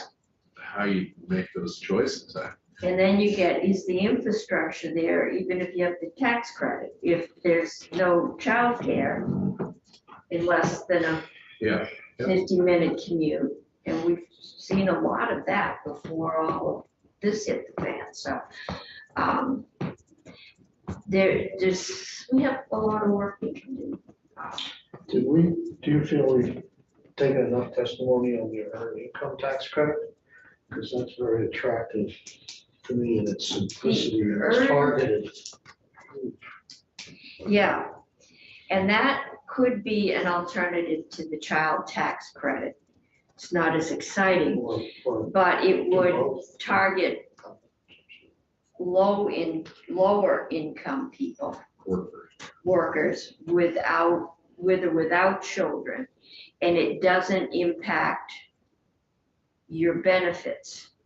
Now, I guess we can play around with the childcare cliff, but the childcare cliff has been an issue when, remember we ran into that when we were doing the minimum wage. If you have the minimum wage, people might actually lose money. And we can adjust that to move the cliff back maybe, but there's still a cliff. And if you do the earned income tax credit, and that was paid forward, then that doesn't impact your benefits. And the testimony we got, I know, it was kind of vague, depending on what month we paid the child tax credit. Right. It could impact your SNAP benefits. I hadn't heard SNAP benefits before, but okay. Okay, and Graham is here. Just before we move on, Madam Chair, the student loan interest payment exemption is of some interest to me. I think other states have tried it, and as I understand, not wildly successfully. So Let's if look at there it. was some way to dig into that, I mean, The feds were doing some of that, yeah. and depending on either we pay it or you're going to have an impact on the loaning entity, which is board member VSAC, I am Well, this concerned is about structured as a tax credit credit for to them. the payer. Yeah, so that would work. A lot of the But I loans. don't know if it will work in the sense of being taken up, but that's what I Yeah. like to understand. And we're gonna do all of this in a half day, along with all the other things we did, and this other body had all day and nothing else. Terribly. It is terribly unfair, but we can always stay till midnight. So our ultimatum from appropriations was you can't spend more than 40 million, and we've already spent 6. And if we want to spend more than that, we had to raise revenue. And the child tax credit costs 48, and the social security costs 2 or 3. It came to 50 million. So Graham has a list of things, we keep things hit bills, they hit the radar, but nobody's ever let us do our job and raise taxes, so they seem to fall by the wayside. And I asked Graham to just take a look at things that had been put on the table that we could look at if either we or the folks across the hall decide they need more revenue, which optically just doesn't sound right this year, but I believe next year and the year after, we are back to our usual pattern where costs are rising slightly more than revenue, and we get the infamous crocodile jaw or alligator jaw. So Graham, what's out there we can look at as we weigh all, we just talked about a whole lot of ways we can cut revenue. Yeah, for the record, Graham Campbell from the Joint Fiscal Office. I have prepared a document for the committee and it should be on the committee's website, which just lays out a handful of ways that the committee could look at if it chose to raise revenues. These are a couple ideas that have been floated in this committee or in the Senate in the past. Just as a reminder, when I came in and spoke to this committee about revenues and in respect to the budget, at this point in time, the Senate has reduced revenues by just under $1 million, but you have some very large bills from the House coming over or already in your committee, which reduced revenues by close to $50 million. So the sum of that talk from last week, I believe, was you're likely to need to either trim back revenue proposals from the House or raise revenues of your own somewhere in the neighborhood of $5 to $10 million in order to satisfy the Senate appropriations request of the $40 million number for the bottom line. And so I put together this list. The last time I did this sort of exercise was for this committee in the context of funding clean water back in 2019. And some of these ideas are from that list, and some were in previous bills.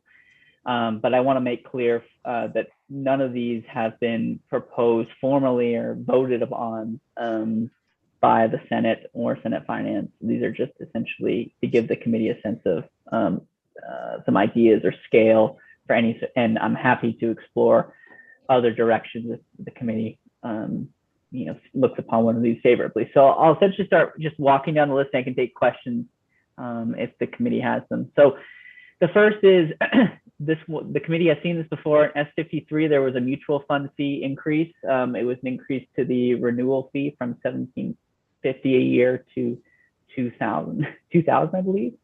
So anyway, that piece of the S53 was expected to raise about $6 million a year for the general fund.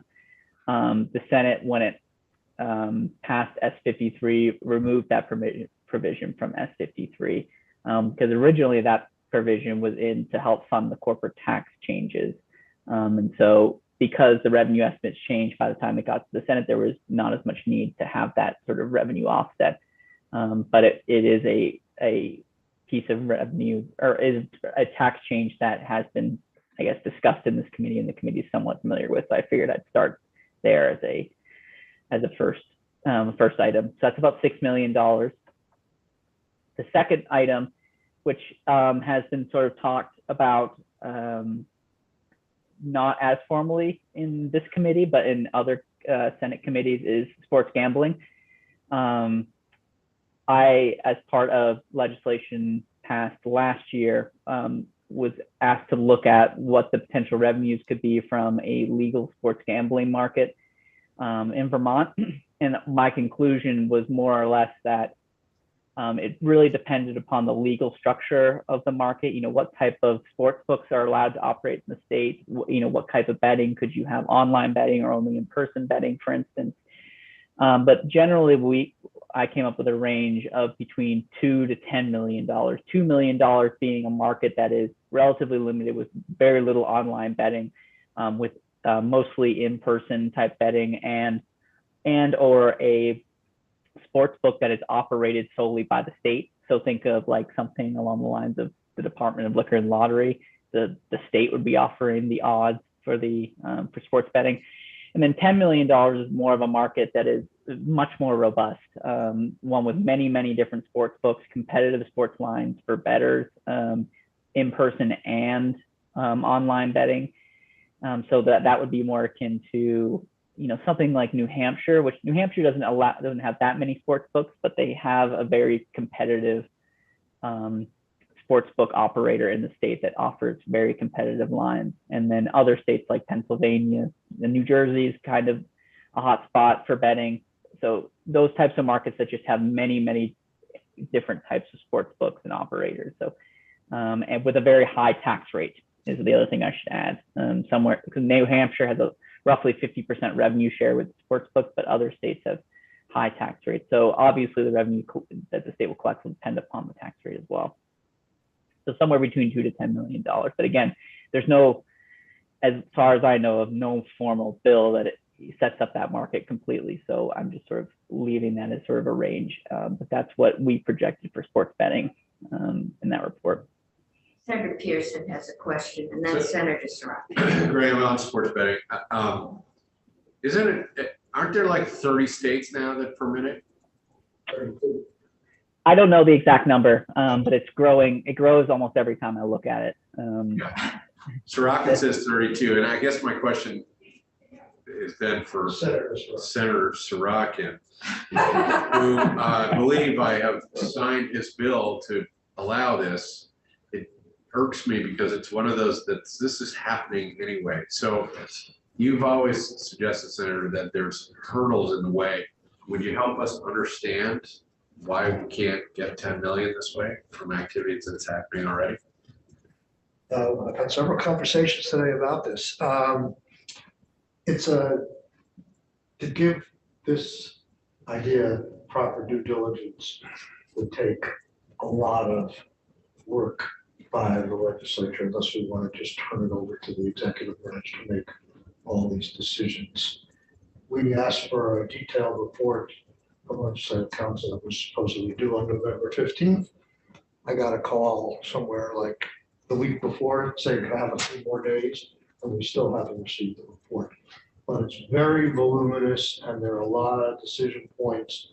I would analogize it to marijuana and look at the structure that was set up and how many years it took to do that.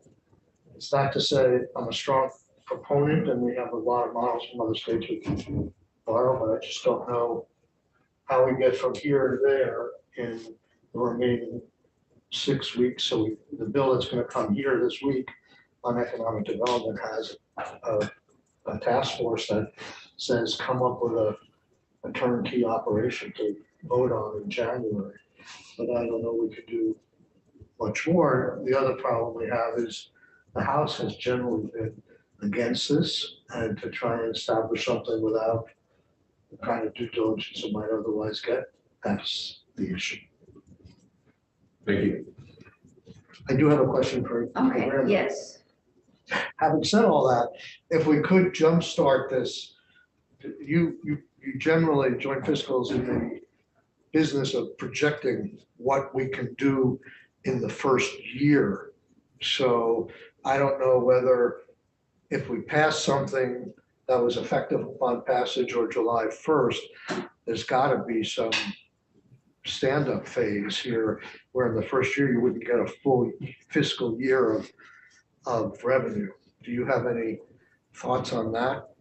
Yeah, that's a great point. So in the model that I created for sports betting, it's a 2-year model for that very reason. The first year it takes, in terms of getting up and running, I wouldn't say it's as steep as some might think. The first probably 6 months are relatively slow for betting, but then after that, it really picks up. And so, yes, the 2 to 10 million that I put in there, it's inclusive of, first year effects, but always the first year is lower than the second year. I can't quite remember the difference between the two models, but I believe in the report that you were speaking about, I laid out essentially what I thought would be the first year and then the second year revenue under multiple different sort of regulatory models. So the 2 to 10 million was over the first 2-year period, not in the first year, correct? No, so no, the 2 to 10 million is a range, and depending upon the model, you would probably fall somewhere between that 2 to 10 million in the first year, and in the second year you might be up to 10. I think is probably, if I remember what I wrote in the report, is that up the second year is probably closer to 10 under sort of the best conditions, but the first year is less than that. Okay. Thank you. So Graham, keep walking us. Okay, the next couple lines are, there was some interest in the committee last time I spoke about the child tax credit, about sort of changing the parameters around that bill to, to see how it impacts the cost. And these 3 that I've put up here are some modeling that I've done that are essentially not revenue raisers, but they are savings on the child tax credit that passed the House. The child tax credit that passed the House was $48 million in cost. And these numbers that you see here, I'm sort of counting them as, positives, but they're actually sort of cutbacks from that bill that would save the Senate position money if you chose to go with it. So the first is, if you reduce just the credit from $1,200 to $1,000, you'd save $8 million right there. So instead of it costing $48 million, it would cost $40 million. The second is you could change the income thresholds to 150,000, 150,000. Right now in the bill, they are 200,000 for both single and married couples. If you change that to 150,000, you would reduce the cost of the credit by $3.4 million. So it would cost 44.6 instead of $48 million. And then finally, if you switch the provisions of the credit so that it's 5 and under, not 6 and under, so 1 year difference, you would save $7 million relative to the House position. So the credit would cost $40.9 million instead of $48 million if it passed the House. So are there any questions on those three before I move on to sort of different I topics don't entirely? see any. I think they got all their questions out with Vita. So you're benefiting. Well, I guess I do, there is a curiosity here. Why is those 6-year-olds not 1/6 of the cost? Any reason? Do we have more youngsters? I think that's it. Yeah. So we have, I'm looking at my model here, you know, roughly 30,000 children under the under 4, and then you only add another, or you add about 15,000 kids under when it's 5 and under, and then you add only about 6,000 kids or so, or more, 7,000 once you go up to 6. So you have a sort of a, if you look at the distribution of kids, it's kind of pretty fat at the bottom, and then it starts to thin out a little bit as you go up. As they said during the heart of the pandemic, people had their first kid during the pandemic. Nobody had their second kid. Because if you had a baby, you weren't looking for more. But does that mean it's gonna get more expensive in the out years because is there an increase in births, or was it a blip?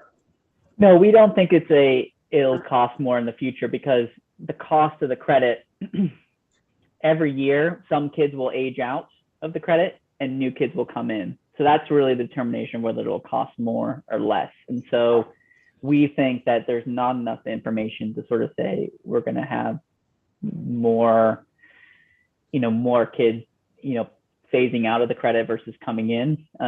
So we kept it relatively flat. The birth rate in Vermont, the number of kids born per year, has been declining year over year since at least the year 2000. And so if this credit has sort of no impact on increasing family size or inducing people to have children, or people with families to move here, then I would expect the credit to sort of slowly decrease in cost. But again, that's not something we felt that was sort of more dynamic in nature, that we didn't have enough information to project whether it would cost less in the future. Okay. So let's keep moving.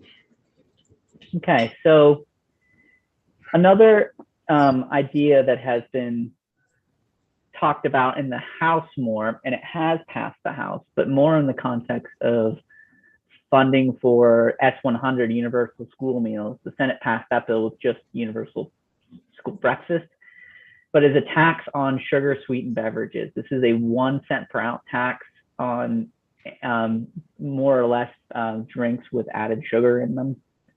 And that has passed, that idea has passed the House before in the past. It passed in 2013.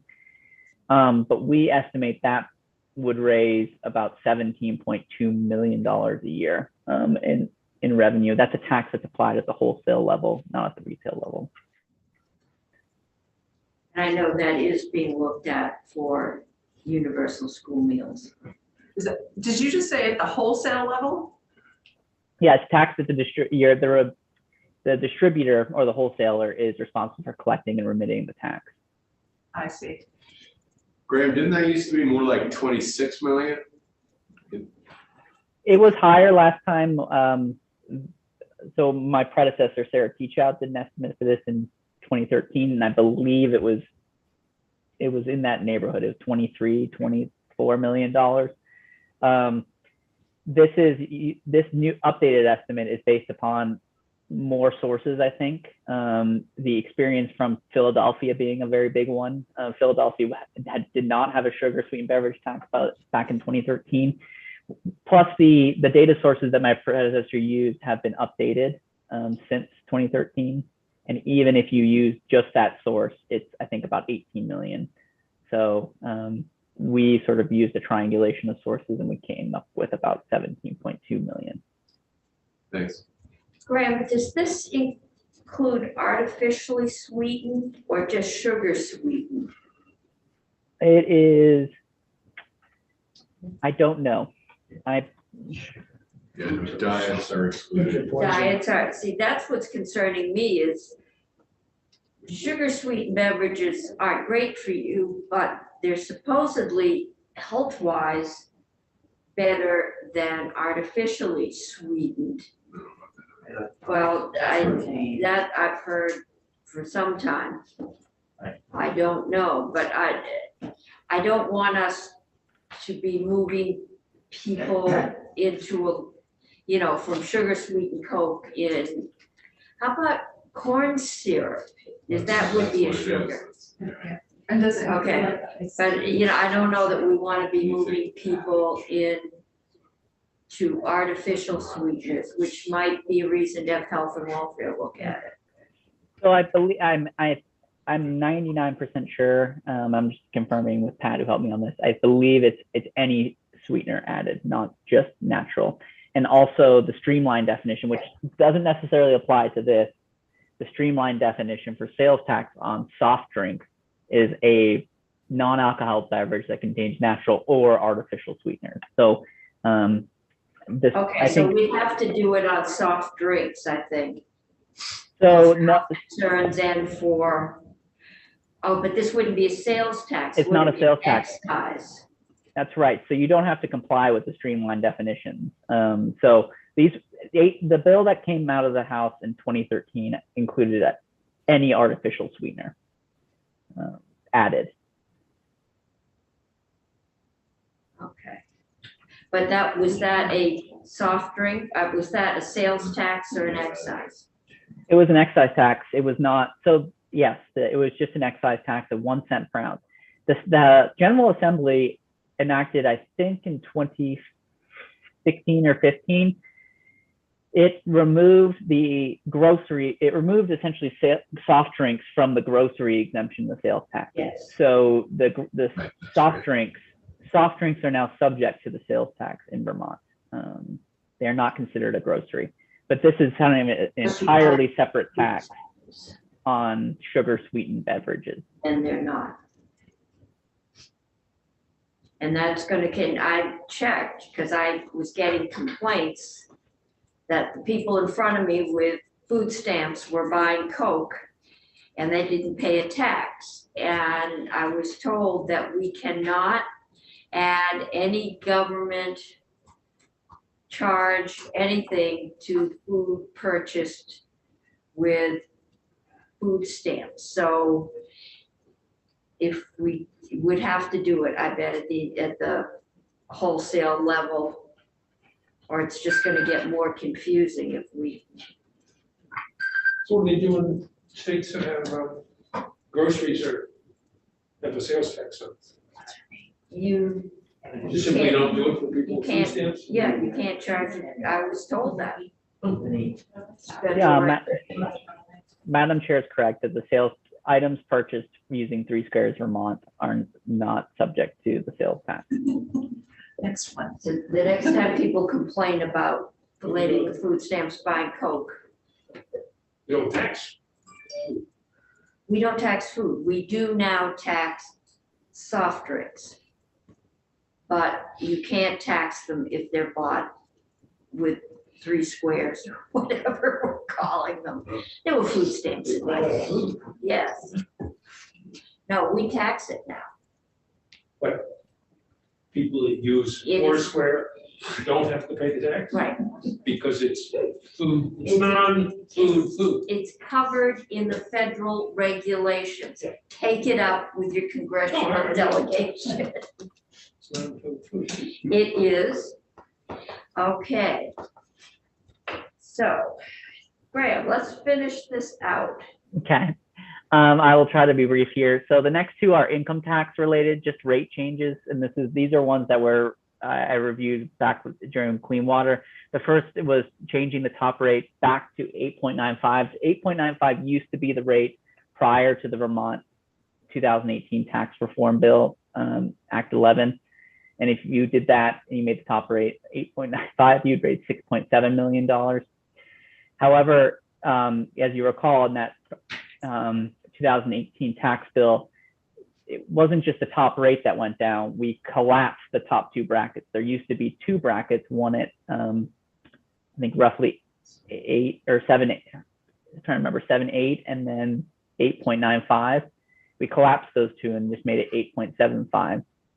But if you recreated sort of the old bracket structure, basically for the top two rates, you'd have a top rate of 8.95 that kicked in around $463,000 in Vermont taxable income. That's more or less the inflated number of what it would have been if we just kept going under the old system. You'd raise $4.7 million by doing that. Okay, and we did that, I believe, in response to the original Blue Ribbon Tax Commission, which was looking, whenever the national tax booklets, I think something came out this week, looked at Vermont, they looked at that top marginal rate and said, that's Vermont's income tax rate, which it wasn't. And so we collapsed them in an effort to be more competitive. To appear more competitive with other states. Your actual tax bill was lower here, but okay, but that is an option.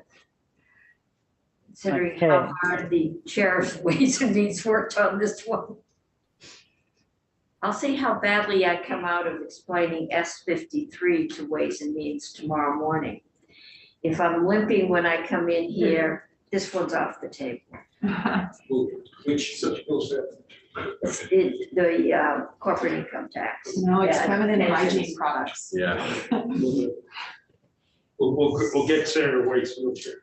Just in case. Senator Pearson. Graham, just back to the sugar sweetened beverages, H234 in 2014, you have 243 was the sugar tax beverages bill. So there's a little typo, but that was not the one that advanced. The reason I ask is I remember because I was on House Healthcare, and we did send it over to the Senate. So I'm hoping you can find the reference to that bill, just for my curiosity. It's not something I'm excited about, but if to the extent it is being considered, it would help me to look at that history. You know, it's Are not you on saying- here. Are you saying there was Cigarettes. a Senate bill, or was it a House bill? No, I looked up H243 in 2014, and that is not a sugar sweetened beverage tax. There's a typo. It's actually H234. But that bill just went to committee and didn't do anything. There was, I think, in 2014 or maybe in the following session, a bill that House Healthcare advanced that included the sugar sweetened beverages. And I want to say that came over to the Senate. But so in other words, the sugar sweetened beverage proposal that's moved is not H234. And I'm wondering if you can help me find what it is. Okay, I'll look that up. Thank you. Apologies for that typo. Yes. Do you remember how many votes it was? Surprisingly. Well, what I can't remember is if it only got out of healthcare and then got gutted or what. And I'm not enthusiastic. It's a really complicated issue because the sugar beverages are very bad and obesity rates, blah, blah, blah. But it's a very regressive tax so it's complicated. Well, and also. But just in terms of I'm pretty sure we exempted diet because the whole point was drink less sugar and have it be a price point. That's a health bill. Yeah, for sure. Well, we triggered a huge nanny state.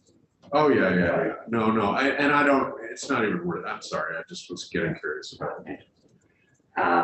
No, Graham, I was serious. You don't have cigarettes on here.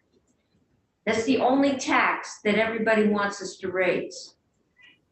Didn't we just do that a couple of years ago? 2 years ago? Well, yeah, it's been 2 years. We raise it about every 2 years. You don't have car washes on here too. That's one thing you mentioned it to me in the hallway at one point. I was Don't mention it to us. Have you seen the line down here for car wash? That's $15 a month, as many, or maybe it's up to $20, as many car washes as you want a month. I think it was a specific kind of car wash that you mentioned. It was just funny. Why not? I could revise this or come back. I mean, the fiscal facts book has the per penny on cigarettes. So that's just a rough ballpark figure, but it's about 200K for every penny increase on the cigarette tax. And the car washes. Car washes don't change. We have an exemption on the car washes for sort of coin operated car washes, and that's why there's an exemption. Yeah, that'll be. It's been a while since we've taken a look at tax expenditures, which is a surprising Yes. amount of money there. Right, but that's a tax expenditure now. Yeah, I realize that the Blue Ribbon or the Tax Structure Commission supposedly has taken a look at that, but I don't recall anything in summary form as to what recommendations came out of it or what, if anything, we've done with it. So, Go ahead. as I say, the Tax Structure Commission, their recommendations on the sales tax was largely a full repeal of all sales tax exemptions, and then a much broader expansion of the sales tax to basically all goods and services in the economy, with some exceptions for healthcare, if I remember right. So it was a very broad, wholesale change to the sales tax, more akin to what you see in other sort of, developed countries, more like a value-added type tax where it's on all goods and services, whereas, in the US, generally the sales tax only applies to sales of goods. So it was moving into services and lowering the rate.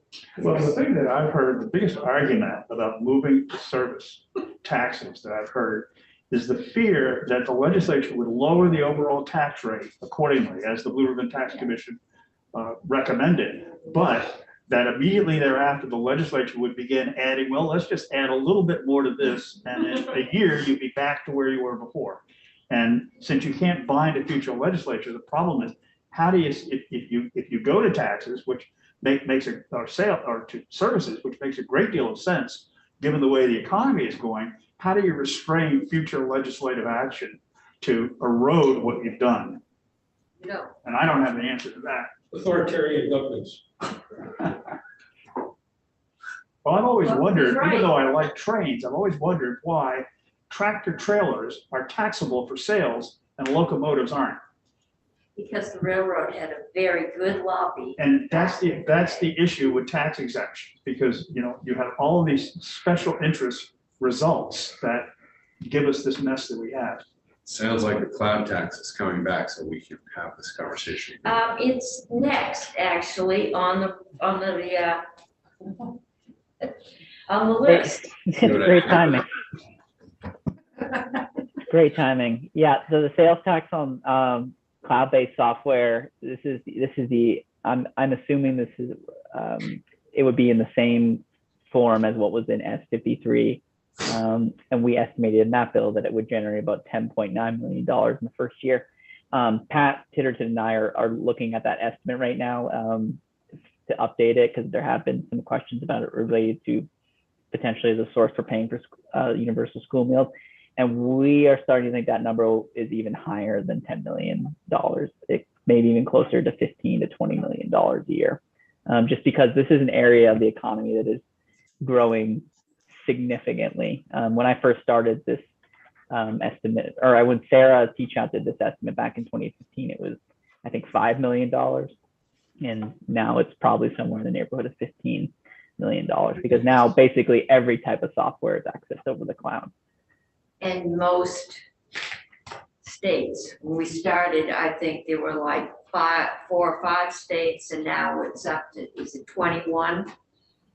It's close to 20, if I remember right. Yeah, so the number of states, we aren't the outlier, we would have been if we did it back I was in the Shumlin administration. That was one where Janet and I had a long walk at midnight trying to find a way to settle the miscellaneous tax bill so we could all go home. And then we repealed. It never went in. We never did a cloud tax. I mean, it was a law though, right? But it never got. There was So- really there was a repeal, and if nothing happened, it went away, and it was one of those really strange, it's like the feminine hygiene products doing the corporate Freedom. tax. It was a strange set of two bills that got merged and did things. But the new tax commissioner came in and said they couldn't do it, they couldn't enforce it, and they weren't going to, and there was a moratorium, and the moratorium expired, I think. So it was a long time ago. Good times. Lots of time. I'm just trying to think of how this, we were just talking about what's taxable at businesses, like all that equipment and equipment lines and all the connections. I thought during that conversation, we were saying office expenses, period, are not taxable expenses. And so isn't software, whether tangible or cloud-based, office equipment for most offices? We'll talk about that. I don't know. That would be something interesting to talk about as we talk about machinery and equipment. Is cloud-based software part of a purchase for office, for running your office, and would it be tax exempt? Is it tax? We'll talk to the commissioner. The things like office equipment, if the office is the final point of sale, they would almost, I would think that they would pay the sales tax on that good that they bought. What they could do then is they could write it off on their income taxes as an expense. But the actual purchase of the office equipment should pay the sales tax because they are the final consumer of the good. So there are not very many exemptions in the tax code for business inputs per se. There are some. So one of them is the manufacturing inputs exemption. Another is for agricultural inputs, machinery and equipment, fuel. But for general business expenses, if you are an office and you are buying some chairs for your office, that's not exempt from the sales tax because it's a business expense. Thank you. I think it was the manufacturing piece that I was forgetting about. I mean, repealed it. Okay, Yeah.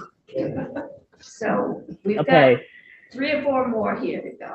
3 or 4 more. The first is sales tax on candy. The committee has seen this one before. I don't know if this has ever passed the House or has gotten to this committee or not. It's But the House sitting on bill. our wall for 2 years, and it's an S bill. But So the story behind this is that sales tax in Vermont is currently considered a grocery and is therefore exempt under the grocery exemption. The iterations of this bill basically carve it out of groceries like you all did for soft drinks a couple of years ago. And we estimate that would raise 3.3 million in sales tax revenue. Graham, is there a standard, like a uniform definition on candy, so we don't have to get into the candy wars? you what don't is want Jim Harrison with the Well, it's- chocolate covered raisins in granola here? bars? Is there a standard definition we can rely on?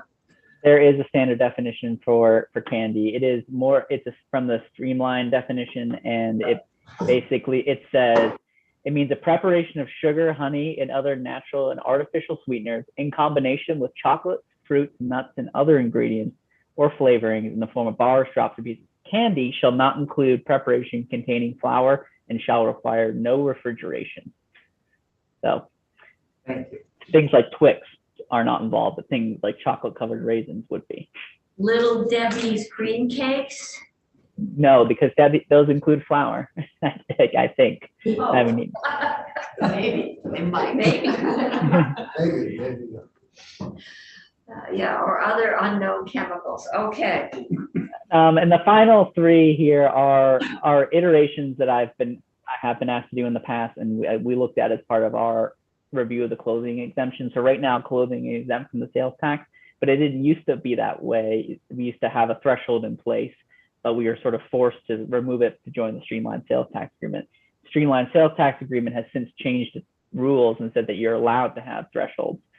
So basically, for an exemption, you wouldn't end the you'd end the exemption, but only for over a certain amount per item. So for an exemption for clothing where any clothing purchase, the dollars over 110 would raise $7 million. For any clothing purchases above $150, the over 150 part would raise 6.6 million, and then for over 175, $6.2 million. So again, this is the marginal amount, and it's per item, not per total purchase of clothing. I'm volunteering to support that petition. It was my bill originally. It was 125, and that's what Massachusetts did. And I was selling in Massachusetts and I think it was on the complete 125, but that was many years ago. It's a number wrong. But if we did the entire purchase of something over 175, this is per item. That's a high-end item. Yeah. And we could, Does it exclude, I'm starting to remember this conversation, excluding coats, like winter coats. No. Could be quite expensive. and I have volunteered to take people shopping and help them find perfectly good, warm, serviceable winter coats, not secondhand, for less than $175. You get a bus. I may start a new business, And Bargain shopping with Ann. cheap shopper. Everyone on board, we're going shopping. Field That's trip, right. another field Field trip. trips to TJ Maxx. That's where we go. Let's see what we can find. All right. Okay, Can I ask a question? yes. Graham, the top one, mutual fund fees, is that the thing we did like 6 years ago? Or I think that was broker's fees. I think that was brokerage fees. Yeah. That was. These are slightly different. Could you- Could you do an estimate on that, on broker's fees? Because that was really sort of the dream situation where there was no opposition. It taxed people from out of state 99%. Nobody cared. We were low at the time.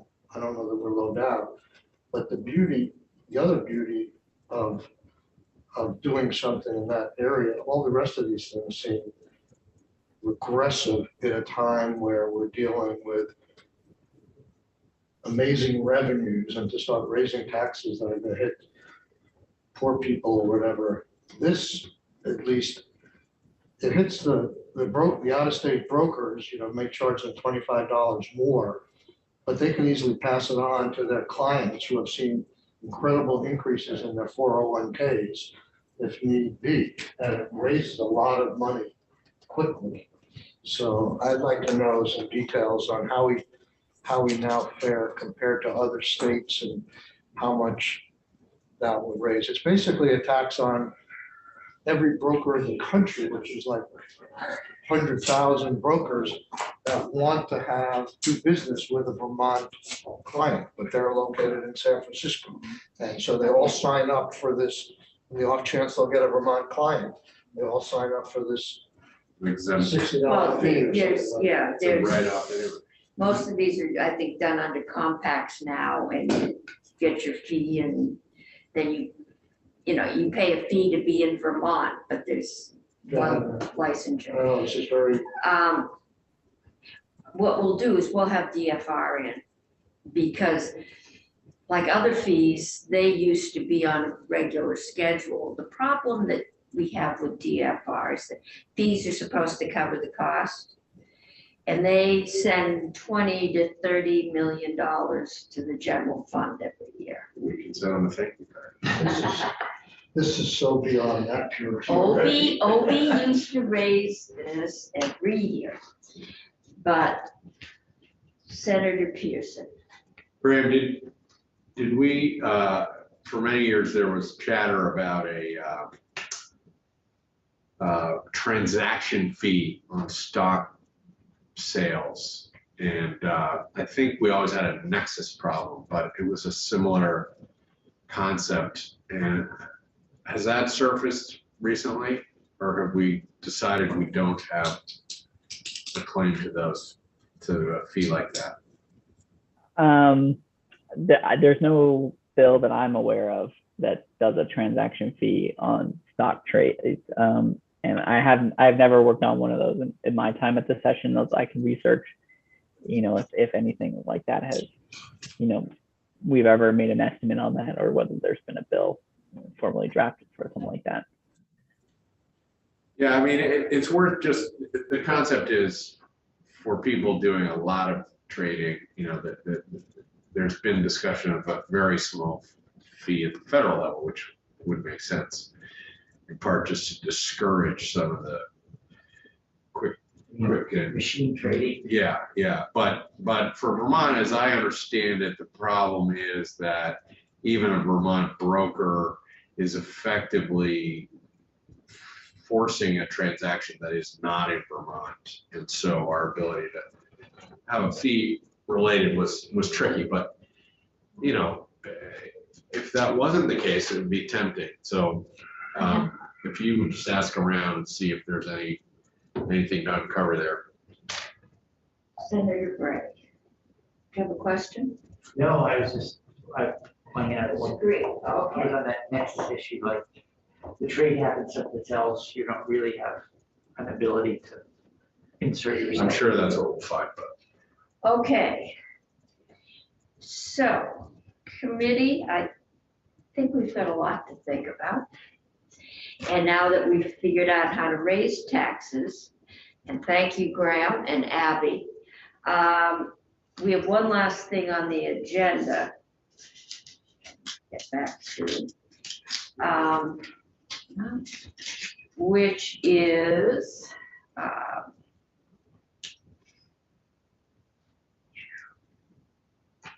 this is H 556, an act relating to exempt property owned by Vermont recognized Native American tribes from property tax. And we let this one sit over. I haven't heard any objection on that. So what is your pleasure, committee? Did you get your tax? I did. Okay. Thank you for asking. I think last week we wanted someone to give us a quick review on how organizations who are tax-free for being charitable or pious or whatever, what the rules were about taxing property they owned, that they rented for commercial purposes, that were not part of their pious. Okay, I missed that. If it's not part of your pious church service, if it's not where your religious service is held, then it's taxable. So how would it get that? Would the same principles apply to the bill that we're looking at? And I think we would like to move along. I don't know. Abby, are you there? You're there. Senator, why don't you pose your question to Abby? Abby, the tax exemption for religious and pious museums, et cetera, is an exemption that has, you may be one of those organizations, but my understanding is you can't own land and then rent it out for income purposes without having it taxed like any other land that was being, rented to a farmer or leased to a big dig in Burlington or whatever. Is that correct? I believe that's correct, Senator.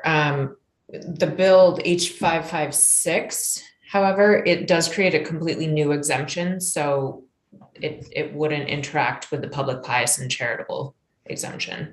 That said, there is language in H556 that makes it explicit that certain uses will make land ineligible for the exemption.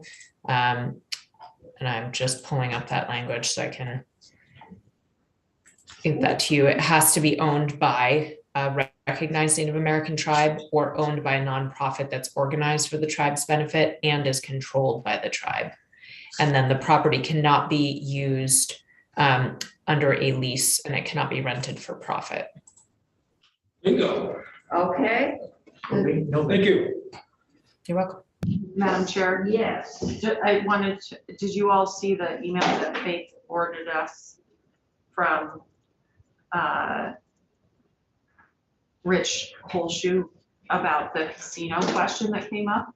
They are prohibited under the original recognition statute. I know that was So the. that was, I think, related to your question about if tribes were using for commercial purposes, they would not be, but casinos are not even on the table because they're prohibited under. That was the big fear when it came to tribal, yes.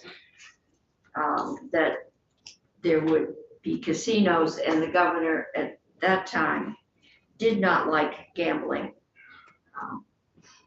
He may be in to speak to us as we keep going in the direction we're going, but that was a holdup. I think that was probably the only holdup. So Senator Gray. The only other question I remember us having was, doesn't sound likely from the stories we heard about, sort of the burden of paying taxes even on limited property, but when we first took it up, we said, well, what if they kept acquiring property? How far could this theoretically go, and what kind of exemption would we have created? And I don't know that we ever get back to that question. Yeah. Well, I think the answer was we keep building churches, we keep building schools, we keep building museums. And the towns now, a lot of them are starting to ask for payment in lieu of taxes. Because you are providing fire, police, ambulance services, the bigger towns, to those institutions. And I think frequently there's a negotiated settlement. But the education fund is not benefit. Okay. I don't raise that as a personal concern, but I remember that question. I think, it's our job to ask the politically unpopular questions. We probably got into this mess because nobody asked them when we took the land in the first place. So if you're looking for a motion, I would move that Do you have a question? I was gonna move it, but go ahead. that I don't have the bill in my. 556. So did you work out who made the motion? We're on hold 1 minute. Senator Bray made the motion that we approve H556, right? Yes. To exempt the property owned by Vermont recognized Native American tribes from property tax. I don't know if we are voting favorably the bill as received. I don't think we had any amendments, correct? Yes, we are voting the bill favorably as passed by the House. Further discussion? If not, all those in favor say aye. Aye. Opposed say no. That, we didn't even amend it. The bill carries. One Nice. vote. Who would like to report that? Okay, Senator Hardy, and the secretary is standing right behind you, and the file is in that drawer. He's got the whole bill. No, it's in the, that's not the original, though. Mark, where's the original? They're either in the drawer or in the rack for in places. This is it, undisclosed. right? Okay, is that the original? Yes. Yes. This is what. Okay, committee, we are finished because we were supposed to be having a chairs meeting. Correct. Well, thank you. I've got another meeting. Are you ready to go offline?